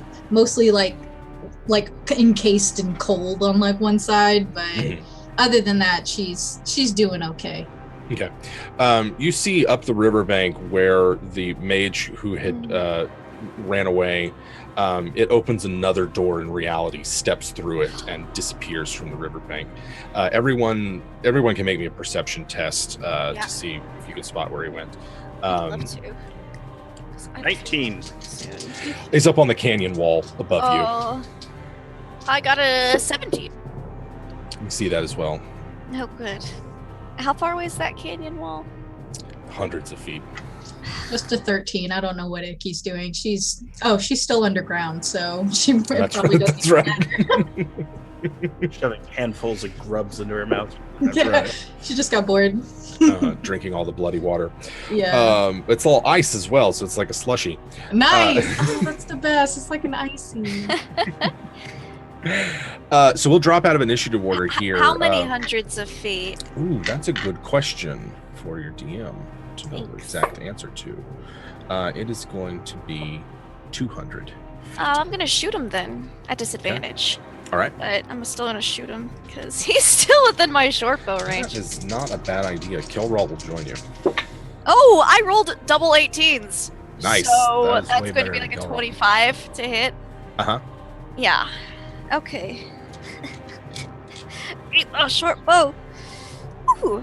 25, so it can't shield it away. That's going to be 9 points of piercing damage. All right.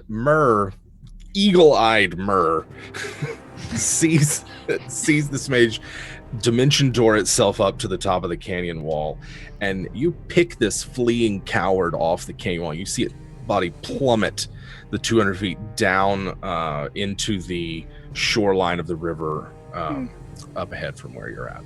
Quaint. Hot damn. Go animate his bones. Yeah, the arrow didn't kill, the fall definitely did. So Definitely. I assume he's dead. Too bad we can't ask anybody what the fuck they were doing here. There's 4 people across the river fleeing. Oh, they're still alive? Oh shit, Yeah, let's I get love- them. I was gonna say, I don't have my spell slots for Speak with Dead anymore. I use things. Can I, like, put a finger to my throat and use thaumaturgy and yell at the people fleeing to make my voice really loud and be like, if you flee, you will die. Please remain and we will consider sparing your lives and not hunt you down till the end of your days. You must answer some questions for us. My goblin brethren, join me in prayer. I'm gonna try to get him to stop running. Um, I'm still in the boat, paddling that way. okay, that's a good one. Ooh, How far away are they? they're not that far away. I mean, they're 90 feet across. I'm not about to break out the theorem, but they're like 90 feet across the river and then about 40 feet downriver from you. 90 feet is right where Hunter's Mark is, so even if they don't run away, Are you gonna mark one of them? I would love to mark the closest one. Even if they don't turn around and come back, Icky's gonna be like, You, I smell you. Now I can find him anywhere up to the next hour. All right, so I need Myrrh to make me. I feel like I don't. This is a gray area between persuasion and intimidation, which is the space that Myrrh lives in. I'm going to let you decide between persuasion and intimidation which one you're focusing on. Intimisuasion. Intimidation. She's not like deviling out, so I'm gonna make it more of a persuasion because she probably doesn't really mean it all that much. Don't run, we are your friends. So We're totally your friends, guys. okay, 21.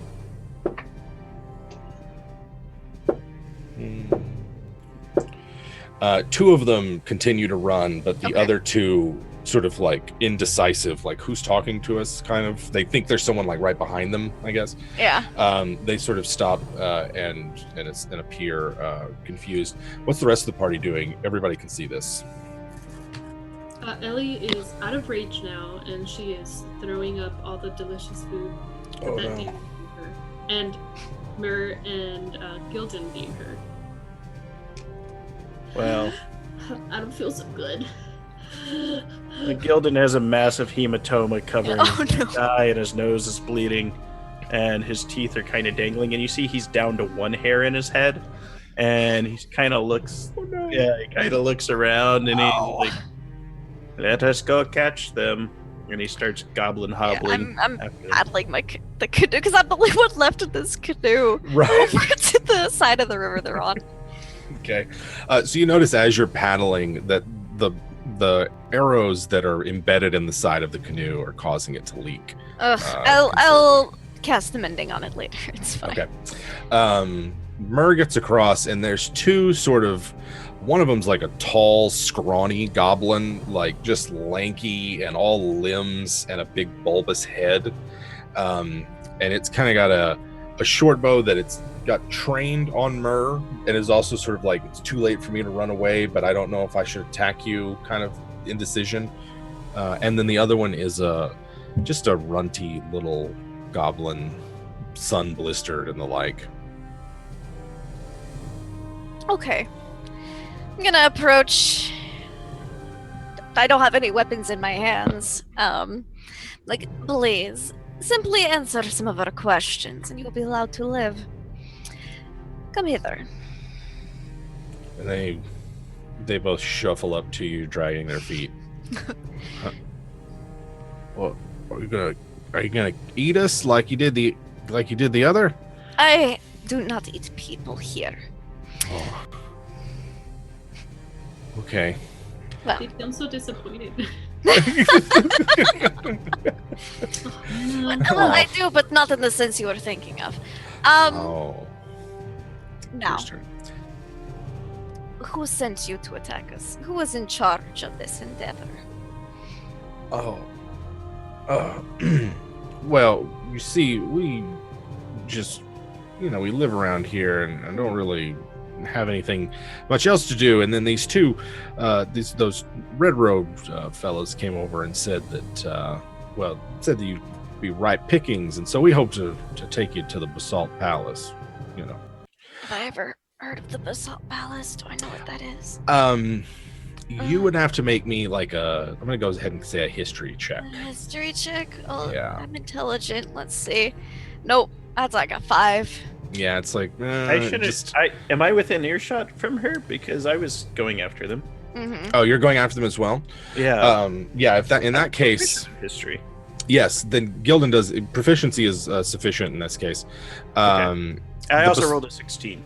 Okay, you're a wasteland wanderer, a hermit from you know that the Basalt Palace is somewhere to the north east of the lands of the Fellowship, and it is a place where people go to fight in death matches and gladiator combat and the like. It's a sort of a lawless, vicious place where the wastelanders gather to do battle with one another ritually.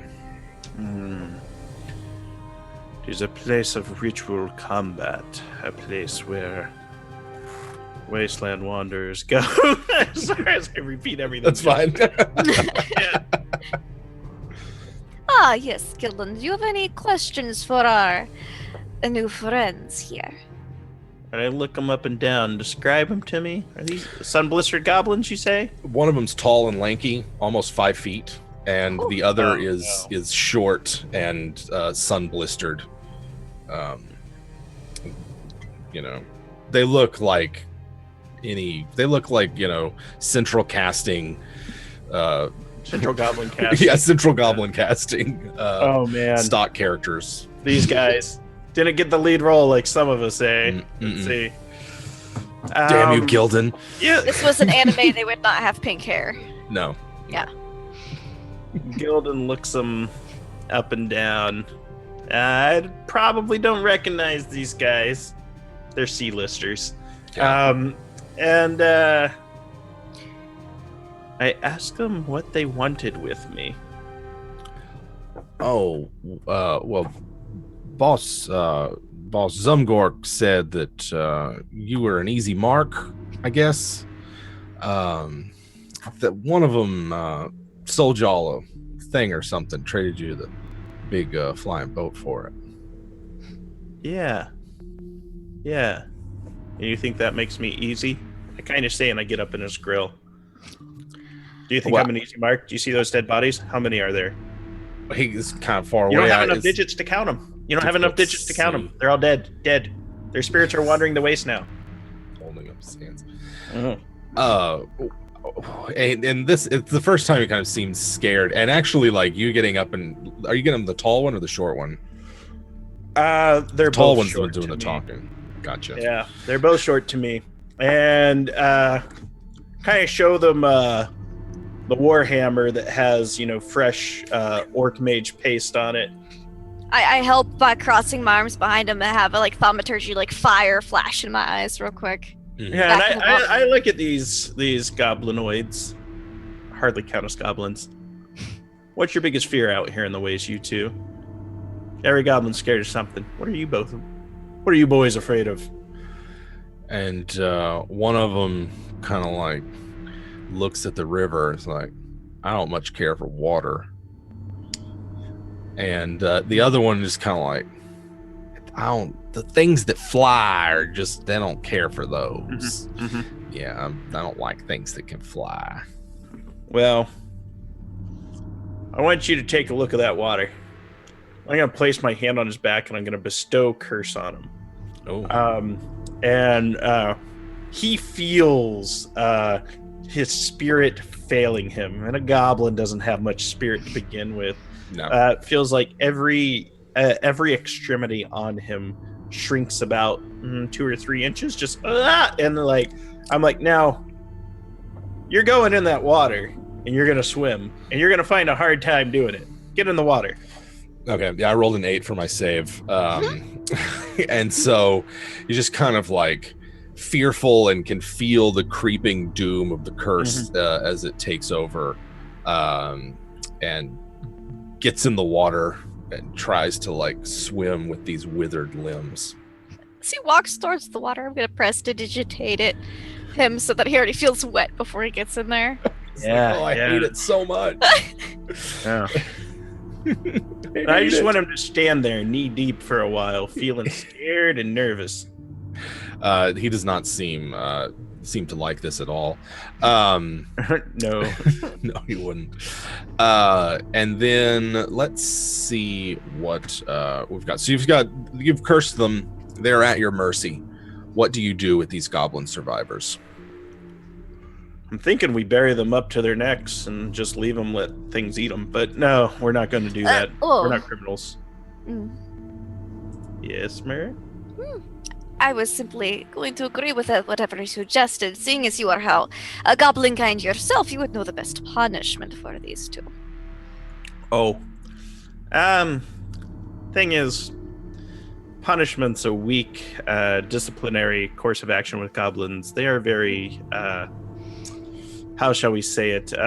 They're like dogs. There's no sense of the future or the past. They're just always in the here and now. So the lessons wouldn't stick with them. I shall think keep you that in mind. Thank you. I've Creepy learned crawler. something new today. Yes. You know, just send them on their way. They're just goblins. They have very short lives, anyways. Might as well let them live the rest of their days remembering how scary the water made them, or how afraid of the water they were, and let the other ones know. We know their names. We know their faces. If we see them around here again, Did. All right. Back on the opposite shore while all this is going on, what are Ellie and Icky doing? As Ellie kind of recuperates, just wipes some stuff from her face, she'll finally see that this person's or goblin is being interrogated. Mm-hmm. And she'll look at Icky, be like, "Are you gonna eat that one too? Did the other one taste good?" And she'll look back at this dead body. All goblins taste stringy. Not worth it. But as she's telling her that, she's also going through the orc mage's robes, trying to see what she can find. Mm-hmm. Should I do that too? Do you think they'll have more javelins? Because I'm kind of out of them. Oh man, I'll we check should this definitely be looking for our javelins that we threw too. So we'll be... Oh yeah, the shore is littered with Yeah. arrows and javelins Yeah. and all So, that kind yeah. of business. I'd say that Icky, if Ellie's talking to Icky, then Icky is like stalking back and forth across the river and like just going through everybody's stuff and everybody who's got a body left. She will like kind of idle around Chad, like she won't, or Kahad, she won't like, she won't loot his body and she's not going to eat him because she's kind of spent some time with him and she could kind of tell like from the other drow that like it's, she doesn't feel bad doing it, but it would probably be detrimental to do it. So she just goes ahead and she's like, okay, well, it just kind of like pushes some sand over it a little bit and pats it into like a little meaty sand castle and then like puts like a blade of grass in it and it's just like, this looks right. And then continues just like going through the rest of their stuff. Does she find anything on the mage? Yes, we will get to that at some point. If she, Icky finds several things. I mean, the mage is wearing loose traveling clothes and then this light fabric, almost like maybe a silk robe, although it's a heavier grade of silk designed to stand up to travel. And then on him really just carries the equivalent of an explorer's pack, basically. Okay. Plus several items of what look like jewelry, a set of rings, like one on each hand, all like joined by chains and the like across a bracelet. Yeah, Icky's gonna take that. She's like, yes. And then like the robe and everything, that's like the lightweight robe, she's gonna be like, Baloo liked this person. He will like this thing. And like folds it up to keep it for Baloo later. Okay. And anything she sees that she's like, this is probably magic, she'll go ahead and put it in her pack and be like, Icky can sell this. Icky will be rich. Nice. And then so Ellie's kind of recovering and just sort of getting her bearings back, as well as collecting javelins that y'all had tossed. It's been some time. The two goblins that Myrrh and Gildan interrogated have fled, and the group's kind of rejoined. Sativ and Enoch are severely wounded. They have 1 hit point left. And I was gonna ask who looks the most wounded out of everybody. In terms of just like percentage of hit points lost, Sativ looks the most wounded. Okay. Enoch is obviously pretty roughed up, and Memnon has 4 left. He's pretty wounded as well. Well then, Myrrh will go over. How does Gildon look, by the way, too? Because I'm right next to him. Never better in my life. A defiant gleam in my eye. I'm okay. Okay. Myrrh will go cure wounds the 3 NPCs then. Okay.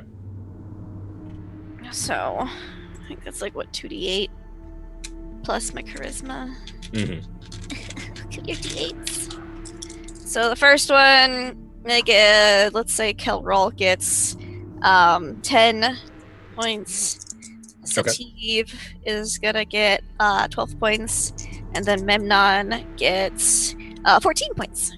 Oh, well then everybody's back up. All right, cool. There we go.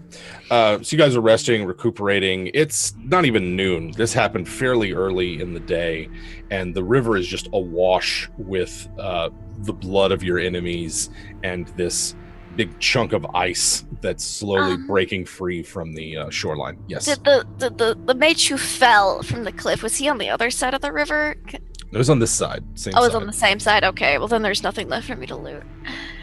All right, it's fine. It's cool. I'll just. Are you wanting to loot the one that had fallen? Yeah, if he was on the other side, whatever hadn't been looted, I was gonna loot and look for magic-y stuff. I gotcha. Yeah, was there anything for the orc chieftainess too? She has the great big club, and then she basically has they all basically have the equivalent of like an explorer's pack between them. You know, they've got basic gear. She had bone plate armor, like it's made out of some creature of some sort that's like pauldrons and a chest plate. Icky loves it. That kind of thing. Icky wants that. Mechanically, it is half plate. If anyone can use, I think that's medium armor. Yes. You might want to see. Maybe you could get some use out of it. That's what she had. She had that half plate and then the club. And then between the two mages, you find a couple of rings, several just items of jewelry. And until you guys have a chance to like sit down with them, we'll kind of cover that at a later point. So you have some loot. And you're there on the inner bend, or approaching noon during the day. What's y'all's next course of action? Well, if everyone is uninjured and we have finished pillaging these corpses, I believe we should continue on our way. Yeah, if he's done, she'll take a couple of bones and stuff. Maybe like skin one of the larger goblins that's dead, and it'll be done. It's for your shield, man. Come on. I'm sorry. She will skin the orc chieftainess. Okay. What was that, Ellie? Are these helpful? And then she'll like have a big old thing of like javelins. Do we need this many? We do. Okay. Can you find any more? I could try, but I think I looted everybody. Okay. I learned that word today thanks to Iggy. And I'll like hand them out. I do not require any. Okay, I'll take yours. Please, you seem quite adept with them. While Icky's skinning the orc chieftainess, she'll like hold the scalp out to Gildan like, yes? That's gross. I'm not gonna wear the orc chieftainess's hair as my own hair and have like the shaggy fake orc hair. She's that got I a wear. long, beautiful braid. Yeah, Icky doesn't really understand, so Icky just kind of like plops it on her own head and is just like, Oh no! She's trying I to was the belong weird to the party one. that rescued her from hell. It's like her way of like, you can tell that it's like her way of trying to like, like try to make up for the shittiness of not paddling earlier. Stealing my dictionary. I got that. No, You want to do this now? we're okay. Yeah, and then actually, Gilton goes up and I want to thank you for saving my life. I would have died if you did not intervene. I was almost like that one. And I point at the skinned orc chieftainess. Yeah, and Nikki just kind of like, Ow, I'm dead. I'm unconscious. That did enough damage. No, I'm just kidding. Yeah, she just like gives her like her weird raptor laugh, and she just Nikki stole you fair and square, and just kind of like pats you on the head, and then plops the scalp on your head. It looks All right. nice. Dangles. Yeah. All right. I got a week now. Right. Where's Josh to draw the fan art? No, I'm draw done. the big wig. All right. And Mur, you said that you were going to be mending the holes in the canoes. I'd be mending the holes in the canoes. I can mend things. Okay, that's really the biggest time sink during this, just patching up the canoes and getting them so that they are river worthy again. There is a sort of silence that kind of comes back over the canyon after the commotion, the explosions, the fireworks, etc., and you make your way back up the river Horn.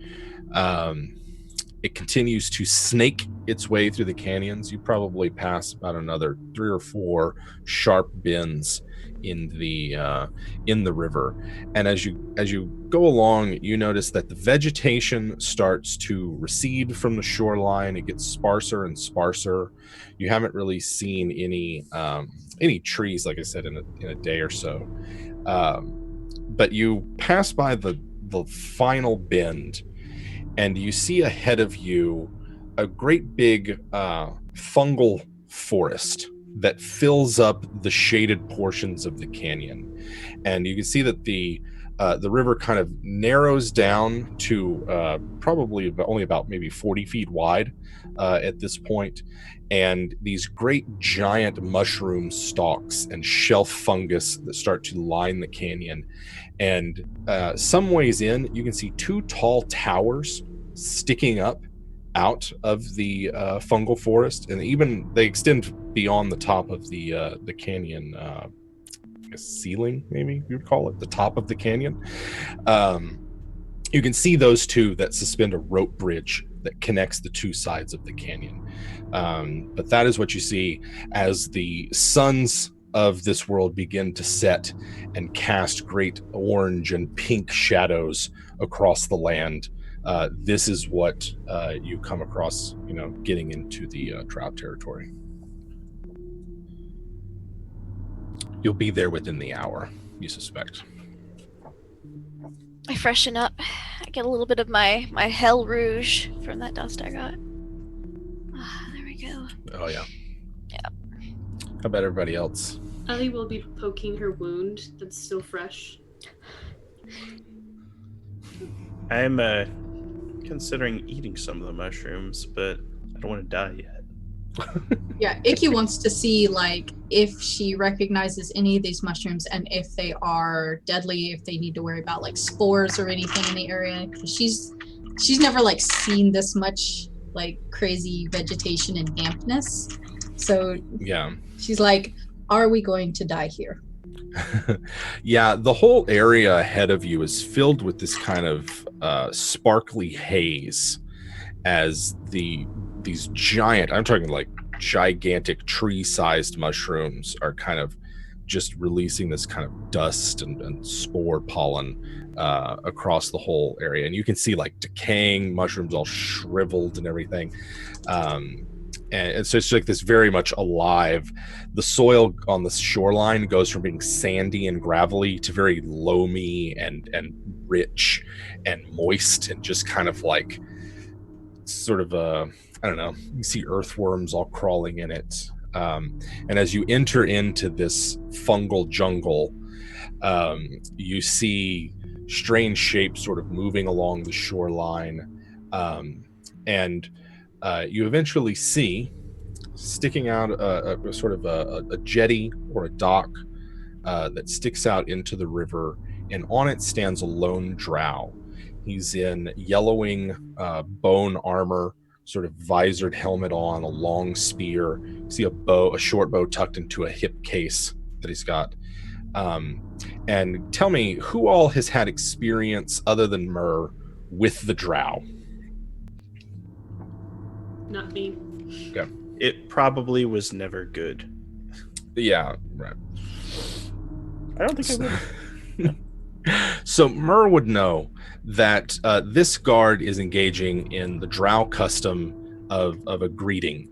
in which the two drow, or a drow and another traveler who's familiar with the custom, will literally stare at each other for an hour, not saying a word, as they determine whether or not the other person is a shapeshifter or disguising themselves through some sort of magic. And so the custom is to stand in full view and wait until both of you feel as though the other person in front of you is real and not some sort of deceiver. I will relay this to Ellie and Memnon, whoever's in my boat, and even if like Gildon and Icky are back there, I'll be like, in case you don't know, this is the ritual greeting custom. And you can see Kelral and Sativ stand up in the boat. They sort of like push it towards the shore, and they get on the shore, but they just stand still as they regard the drow guard here. What does everybody else do? Mer's gonna start steering her boat towards the shore. Okay. Icky and Gildan? Icky still considers Mer the leader, so Icky will actually help paddle and follow Mer if that's what Gildan does first.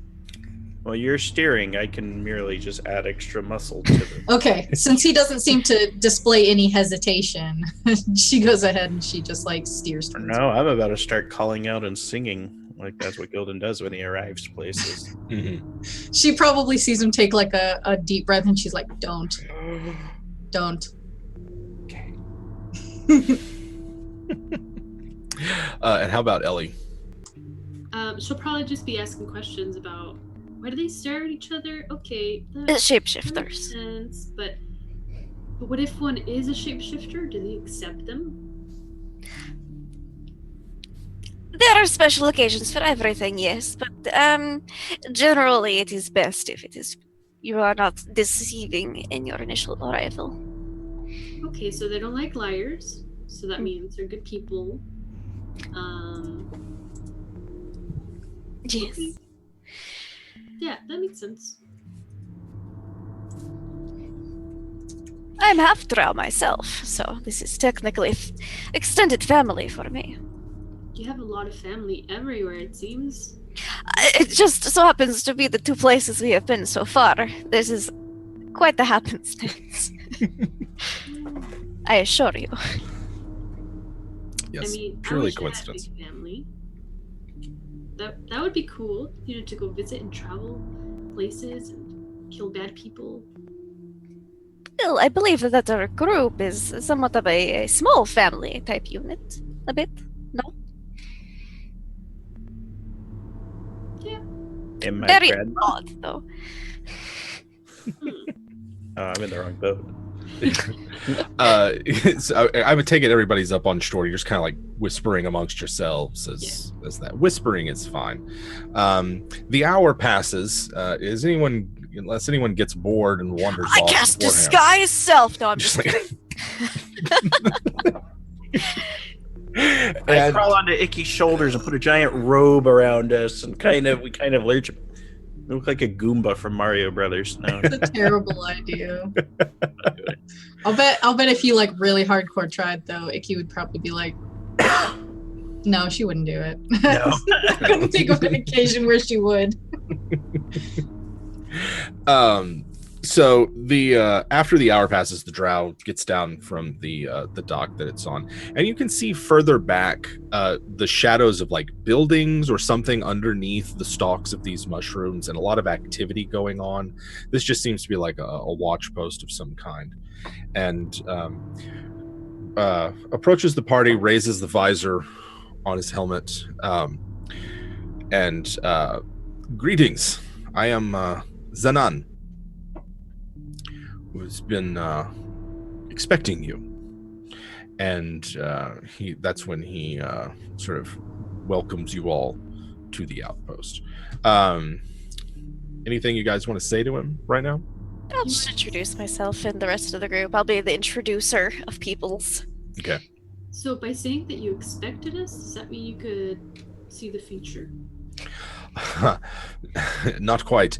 We received a message yesterday from your fellowship, yes? To expect a group of you coming up the horn. That would make more sense. Something about an attack on your city, yes? Trade Town was attacked, indeed, yes. Grave news, but we've shown it to the magistrate, and she is willing to hear your audience. And he leads you into the Drow Outpost. Now, the Drow Outpost is a cluster of buildings that sort of line the shores of the Horn River. And the Horn River, like I said, vastly narrows here. The ground here is soft and wet and rich, and is a far cry from the cracked sand and pebbly gravel that you're used to. You can see maybe a dozen or more buildings between both sides of the riverbank, including 2 massive towers, one on either shore, that rise up above the canyon wall and support that rope bridge that connects the 2 sides of the canyon. The scattered buildings, like I said, are clustered under the mushrooms, and you can see people coming and going from them, entering in and out. You can hear one of them that's on the opposite side of where you're at right now. Let's say you exited on the south shore of the river. This is on the north shore. You can hear laughter and music and all sorts of like clanging and crashing coming from it. And then a little bit ahead, you see a small area where the river has been diverted to form a small pool, and a bunch of boats and skiffs and the like drawn up there. Difficult to see what's further upriver because of the haze and the shadows here. If you wish, I can take you straight to my mistress, or if you would like to seek lodging first, we can find you. Burr's gonna kind of look at the rest of her party members and can be like, Mistress first, lodge later. Can Icky see the sky from here? Cannot. No. Icky hates this. This is the worst thing to happen. She says to the person who burrows underground all Look. the time. Can't She see doesn't the live sky. there. She doesn't live there. So Icky doesn't so- like this. Yeah, she doesn't like this. So she will she'll look for like the highest point. She'll look to try and get to the highest point. So It looks whether like those that's 2 towers are the highest point. okay, then she'll point and she's what is that? Oh, the pointing to the nearest one would be the one on the south bank of the river. That is the magistrate's tower. I will go there. How fortuitous. And you, It's a I big guess. word for Icky. It's like Hmm. yes, it is that. And so I guess you lead the way then, Icky, because the guard Would was love already leading you towards the magistrate's tower. What's everybody doing? Is anything you want to do before you get to see the magistrate?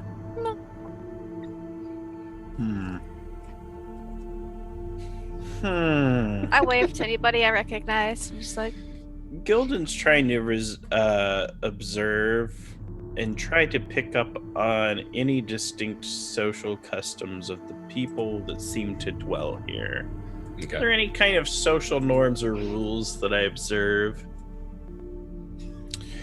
Yeah, you see a whole host of people here, primarily drow, but you also see goblinoids, orcs, and other wasteland dwellers here.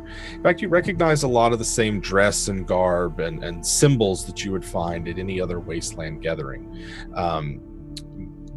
Mur would know that the outpost is a bit of a crossroads for this portion of the wasteland. The drow have no problems with magic the way that the fellowship does, and so welcome any and all to this particular location where they can trade, they can discuss things, they can meet, get a drink, and that beyond this rope bridge there are stairs carved into the canyon walls where people can come in and out of from the wastelands down in here.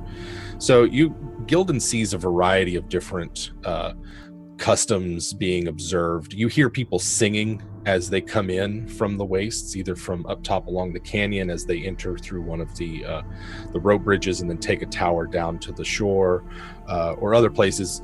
All sorts of customs of the wasteland are being observed here. All right. Oh, that's all I observe. Not going to seek out any temples or anything. I'm not going to perform any puppet shows. I'm content to go straightway to the magistrate. Okay.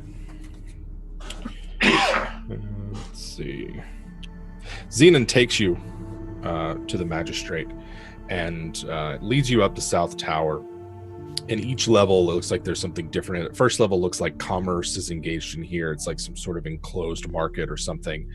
Up the outside stair, it's sort of an exterior staircase.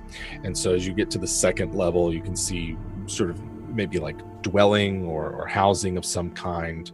And then up to the third level, he opens an exterior door and gestures for you to step inside.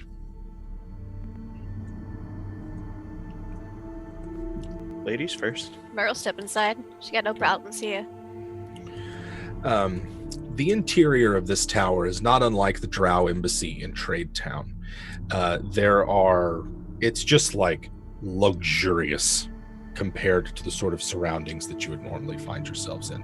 Oddly reminiscent of a certain Infernal Wizard's Tower that you just visited a few days ago. Very inviting, very warm place. And from behind a veiled curtain steps an elderly Drow woman. Many surface Drow are not that old. They represent a more younger generation that broke free of Drow society. So seeing one who is advanced in years is a rare sight. You may call me Talus. I am the magistrate here, of the Beltane family. You don't read minds, do you? And she looks, and for a brief moment, human. Yes? I think that's what everybody's calling me. They built her. I give him a look like... I highly doubt that, but welcome sight. No, I do not read minds, although I sometimes have been known to anticipate a person's actions, as she sort of drapes herself across a couch and invites you to do the same. Yeah, I drape myself across a couch. Yeah, Mur is also. Maybe you guys can see where Mur's drapiness comes from. I do it very awkwardly. Not an expert lounger. Like she'll lounge, and the Mur will kind of just like shift the elbow and move the hand. And be like, I loosen the belt. Yeah, Icky sees like this room and it just reminds her too much of hell, and so she's like now like agitatedly pacing. She wants out. She doesn't like it. Are you and Talus addresses Icky. Is everything satisfactory? No. We would not. Oh? No. How may we improve the situation?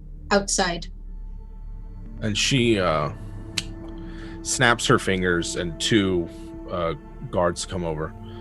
Please escort our guests to a more comfortable location. They will escort you, show you around.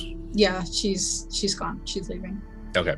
It's another 3 flights up before you get above the mushroom canopy. But when you do, Icky can see that this mushroom forest extends for probably 100 miles or more up the river canyon.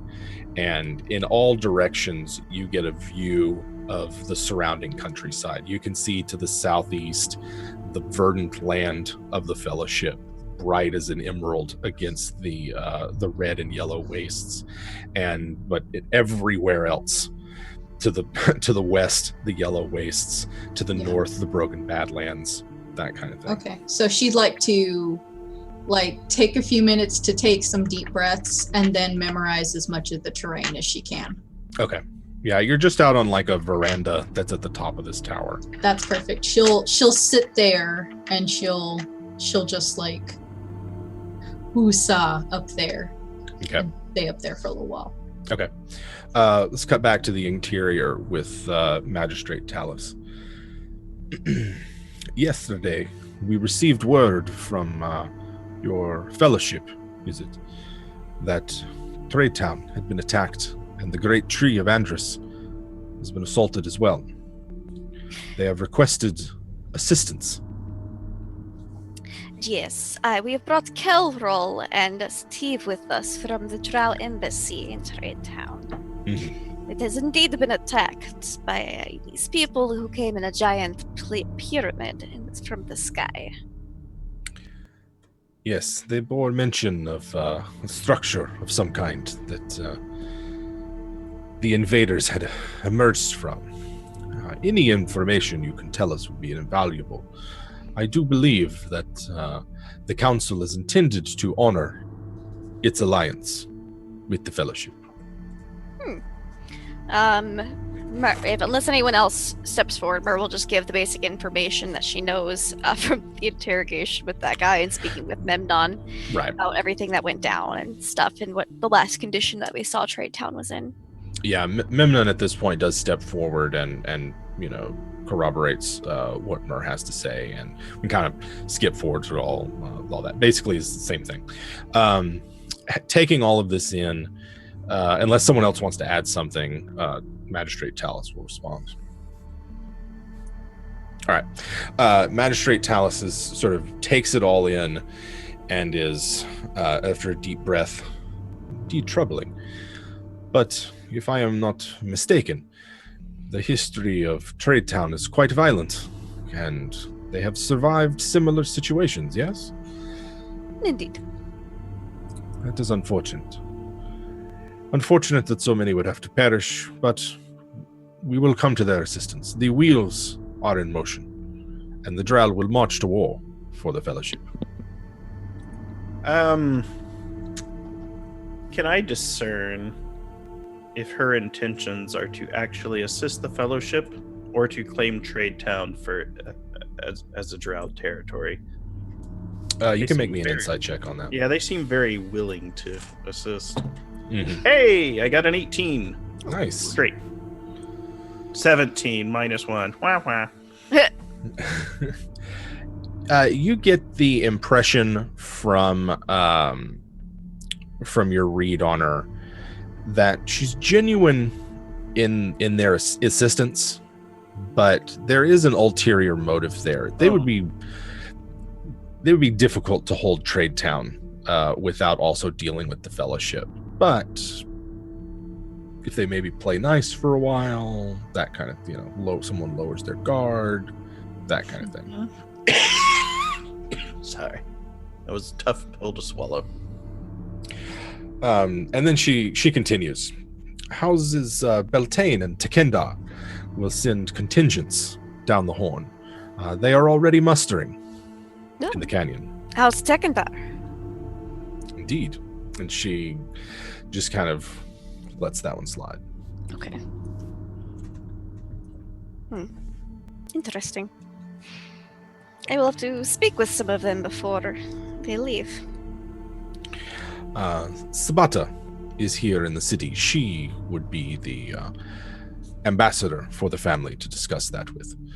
And then she's basically, has a scribe take down everything that you say, and spends the better part of a few hours, well into the night, really, interviewing each of you about what happened, what can you tell us about the enemy, what sort of weapons did they use, what sort of tactics. They're very curious to know as much as they can. I'll let them examine that rapier I took on the condition that they give it back, which I'm sure is nothing, but yeah, I'll let them examine it while we're here. Yeah. Anyone else? Ellie's just taking everything in, like the adults are talking. Right.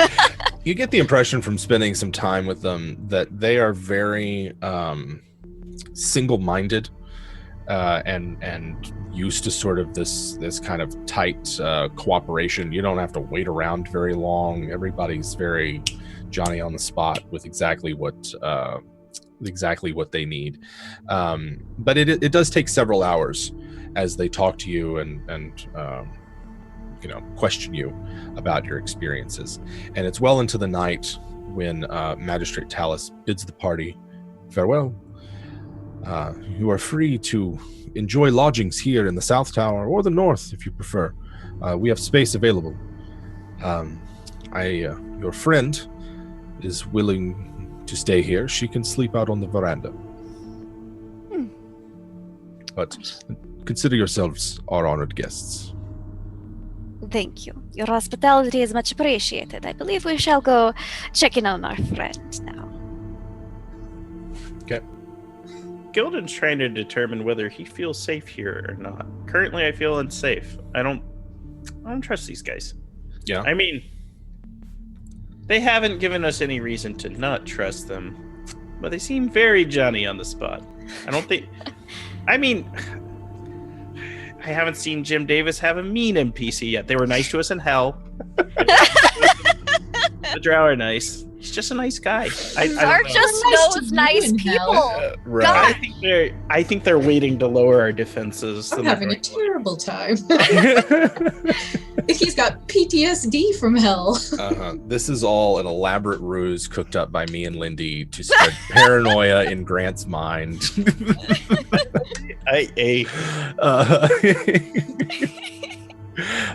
So y'all find. Maybe I'll just believe that Mer knows a lot of nice people in many realms. You've been telling the truth the entire I time. have. Absolutely. So you find Icky out on the veranda, soaking in the night air. If I've noticed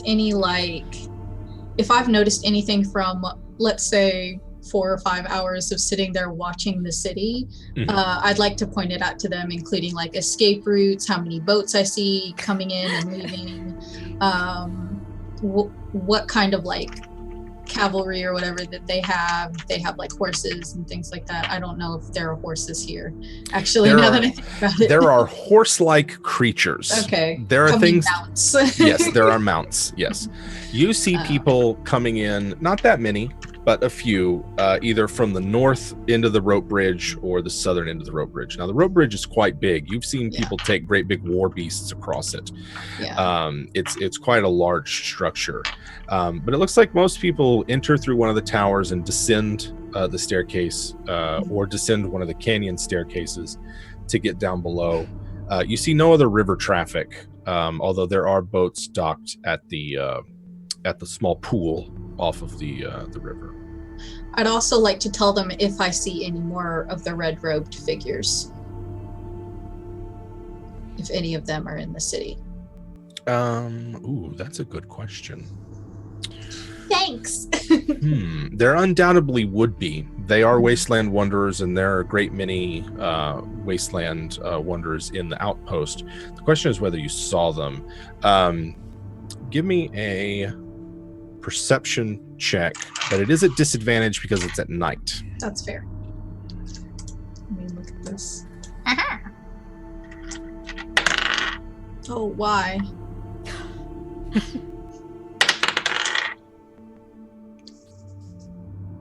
9. 9. Yeah. Yeah. Maybe you saw something. There's a lot of people that wear red around here. She's partially colorblind. It's fine. It's really. Is that it's really red or is green. that green? I can't Yeah. tell. It's all varying shades of gray. Well, that was thoroughly unhelpful. Oh well. All right. The rest of the party joins you. Hey, hang out. How are you doing? Tired. Has the fresh air helped you any? You seemed a bit flustered inside. I like the sky. I like the sun. Well, the magistrate has said you are more than welcome to stay out on the veranda and sleep here with open sky if you so wish. Yeah, when you guys came out on the veranda, she already had like all her stuff spread out and everything. So she's like got everything in like little piles. of like varying decaying items. So Skitter steps there too. It's a great thing. She's already made herself at home. Nice, you've made yourself at home. This is good. What's everybody? We've got an idea for sort of how Gildan's feeling. Gildan seems to be feeling suspicious, on edge, suspecting a trap. Icky, a little bit agitated, watchful, on the lookout. How about Ellie and Myrrh after your meeting with the magistrate and the interviews you had? How are y'all doing? Comfortable. This is like home away from other home. It's just my people, yo. What up? And Ellie? Yeah, I think Ellie's pretty chilled out. She doesn't have any doubt in this lady's mind. She seems trustworthy because she hasn't lied to her yet, so she's pretty good. Seems pretty good. She's definitely lounging. She's doing her best, but she keeps slipping. She doesn't look very graceful. I teach her the tricks to lounging. Right. So the lodgings that they have you in are on the floor just below where the rope bridge is. So like the technically, goodness, would be the 4th floor of this tower, and they are, like all the others, very richly appointed. Lots of fabrics that you have no idea where they came from, soft beds, carpets, pleasant incenses, and sort of music coming from somewhere that's difficult to tell. It's a very perhaps sensory overloading experience. Finally not roughing it. Ugh. Are y'all wanting to just pass the night in quiet, or do you have plans for the rest of the evening? I think Myrrh would make sure everyone's kind of comfortable, or at least, okay, and then she'd go try to find Sabata Tekandar. Okay. Icky is probably ready for sleep soon, but if anybody wants to sit there and learn how she makes weapons or something, she'd sit there and show them. It's up to them. Okay. She's mostly just separating skin from everything else right now, so she like holds it up to Ellie like, yes, like arts and crafts. But Icky, have you heard of this thing called a shower? I'm not saying you need one. I actually need one for myself. If you get dirty now and then clean later, it is better than get clean now and get dirty after. That makes sense. Huh? Yeah, so I shouldn't go for one. And she just like looks at her like like she's just like peering into her soul. She's like, are you a child? Are you a child? Are you? And she like pokes her a little because she doesn't know how humans age, so she doesn't know if she should be treating Ellie like a child. Yeah, I don't know. And she just ponders on that. And Icky just like looks at her and she's like, do what you want. Oh, yeah, okay. There are showers in your quarters. There are great big brass tub, like basins that you stand under, and they've got holes in them, and water you comes can out. hear Gildan right now. He has not stopped bathing since he got here. It's whatever temperature, like, yeah. Yeah, Icky just like shoos her away and goes, under a blanket of blue. If you want a bath, there's a copper tub as well. Like, it's no joke. It's like nice here. Yeah, I'm going hot shower to cold bath to hot shower to cold bath, just back and forth, loosen the Just joints. like waste all that elemental water.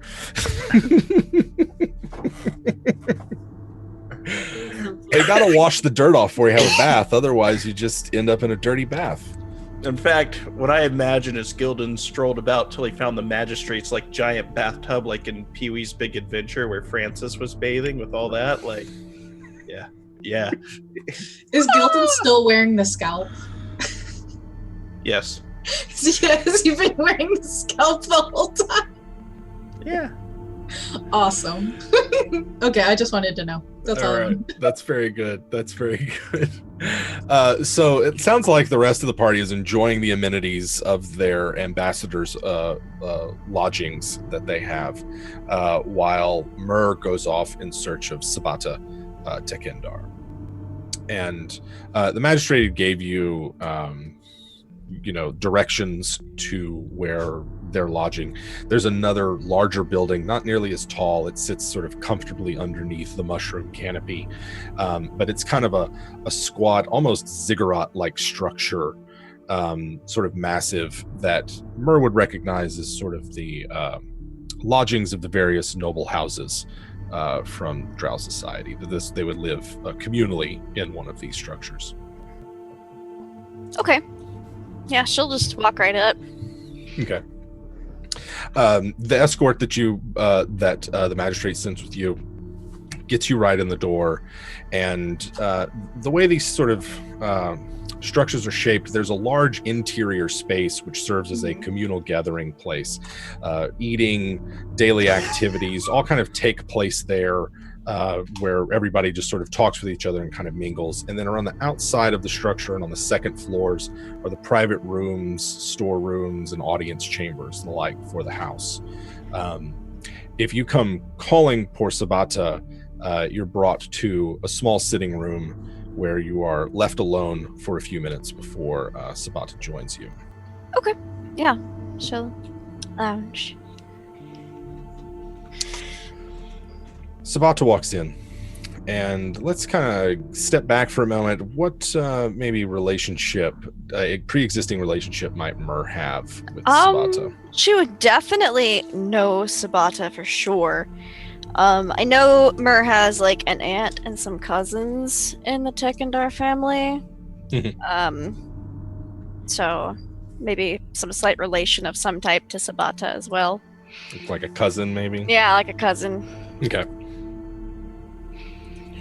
So, and then what would have been like the last time that you all saw each other?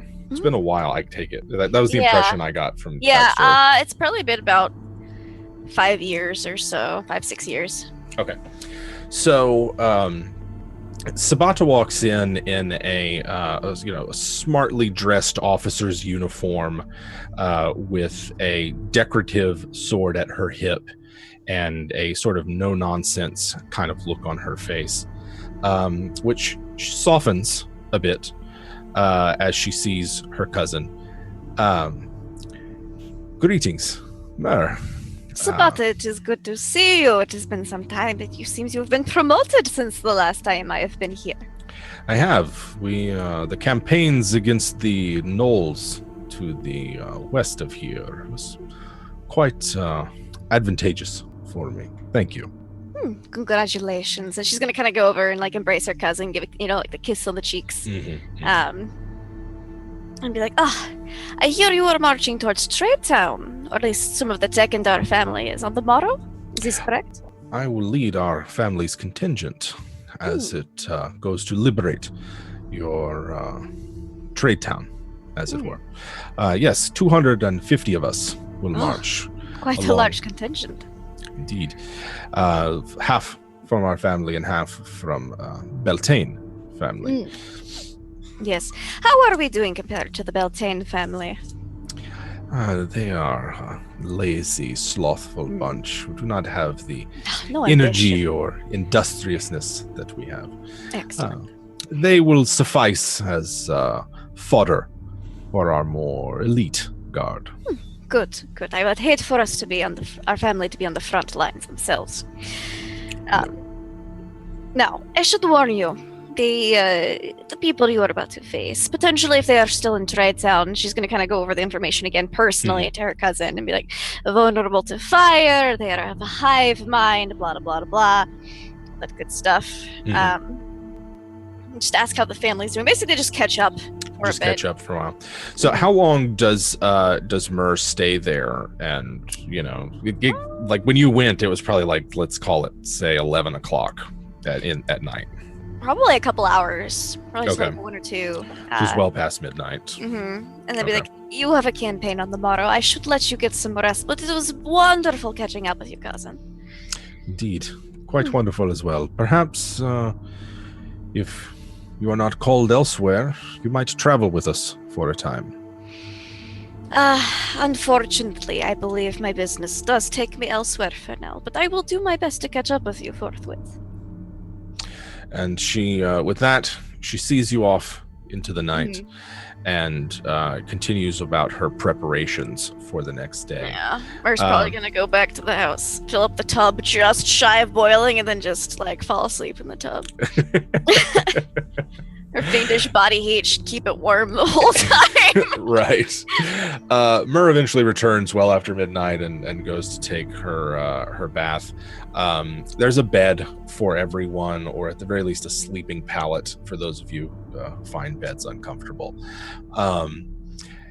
Give me an idea of how you guys go to sleep and end this first day at the Drow outpost. What is it that passes through your mind, or as you drift off to sleep? I'm thinking of lasagna, and then I'll instantly just fall asleep. All right. Icky is kind of like sitting on the ground, leaning against the small balcony, looking out at people. She starts to fall. She pretty much falls asleep sitting up, like mid scrape. But while she's doing that, like she has like this weird, not quite a trance, where she kind of closes her eyes and tries to catch that sound that she heard while she was in hell speaking to Akmenos, like the other voice. She tries to find it, but she can't, so she just exhausts herself and falls asleep. Yeah, it's sort of like it's almost like an aching void. Yeah. Right. Yeah, she just sits there, and it's like before sleeping, it's like all that she can really think about, and like how uncomfortable she felt here and how helpless she felt in hell. And so she's trying to catch that little bit of reassurance that she had pushed away, but then she just falls asleep. Okay. And how about Gildan? Oh. How can he sleep? Describe the room that he's it would be a room with a bed. Yeah. So the rooms in here consist of a small writing desk. You know, they're meant for diplomats and high important muckety mucks. So there's a small writing desk, a table with a pitcher of water that never seems to go empty, and sort of various. It's like a hotel room, right? There's some paper, there's some whatever. Yeah. So basically, Gildan gets done with the shower and then just tests the properties of this pitcher for like another hour. Ooh. This water is so much nicer. The pH is perfectly balanced for a goblin. Yes, the I don't like this place. Gildan's going to see if any of the other party members will let him sleep on the floor of their room. Mer will let you sleep on the floor of her room. All right. She's just in the tub, naked. Asleep. Well, Gildan has only been wearing a towel since his bath. No, I imagine he's wearing like So a what you're robe. telling me is it's the perfect time to ambush you guys. The towels aren't even goblin sized, they're all like drow sized. Yes. So he looks like one of those when you try to put Like a little mummy. Yeah, you Or try like- to put like the 5 times toilet paper rolls on like the really skinny. I look like a Halloween ghost. Like a child. I He's just cut like out two the holes kid in his- from a Christmas story where he can't even put his arms down because of our clothes. Yeah, that's perfect. We're gonna wooden pile on the floor of Mir's room. all right, so curl up in a wooden pile on the floor of Mer's room. How about Ellie? She'll probably just go back to she doesn't have her armor on. She just has like regular clothing, pajamas. And then she'll just lounge and just sleep there. Sleep there. As you all sleep, we'll focus in on Icky real quick. Icky has strange dreams of power and violence and blood. Your hands are just like rending claws, and your teeth are not those little dainty little pinpricks, but just powerful fangs and incisors. You feel your scales are thick and protective, and yet you move with grace and speed. And you just have this dream of racing under the desert sands and snatching your victims without them knowing it, of breaking through the surface and clawing apart the armors of your enemies. It's a very empowering sort of, just like you wake up the next morning just like pumped, you know. And we will close there a little bit early on our party as they drift off to sleep in the embrace of the Drow outpost. And next week we will have to figure out where they go from here. Great game, guys. Thank you. How is everybody? Let's go in reverse order and see how you're doing, where we can find you online, and what you thought. Anna, you're gonna lead us up. Great time. Great time as always.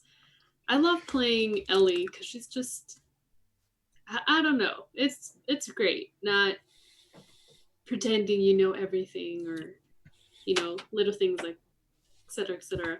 And I love that Icky's trying to be a mom to her. So will she adopt her? Stay tuned. Stay tuned. But I had a great time as always. And you could find me online places on Twitch at Cyborg Pizza. I play different video games, and I do music there sometimes, and I do casual cosplays. And Wander Quest? Yes. My brain is all over the place right now, sorry. That's all right. But you find me in Wander Quest. It's a Dungeons and Dragons 5e actual play podcast. All ladies, and they're all wonderful, and that. And also Encounter Roleplay on Thursdays at 10 a.m. Pacific time, so 1 p.m. Central on Thursday. Did I say that? Thursdays. That's the Trials of Ball, or the other one. Yeah. It's I think we're playing City of Mist. Oh, that one. Yeah. Gotcha. Excellent. TK, glad to have you back. It's me. Glad to be back. We were actually having a ton of storms today, and I was like, oh no. Oh no. This is a problem. Yeah, glad to be back. Glad to get my disaster gator mom child. It's interesting to see how she's kind of warming up to the group, because this is the longest that she's spent with any other living creatures for like a really long time. Yeah. Including Skitterstep, because Skitterstep is actually Skitterstep the 14th. Usually they don't last this long, but she's had a lot to eat, so That's very true. Very true. Yeah.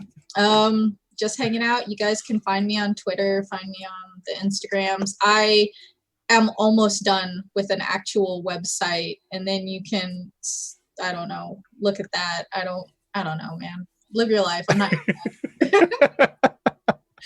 Excellent advice. Excellent advice. Lindy.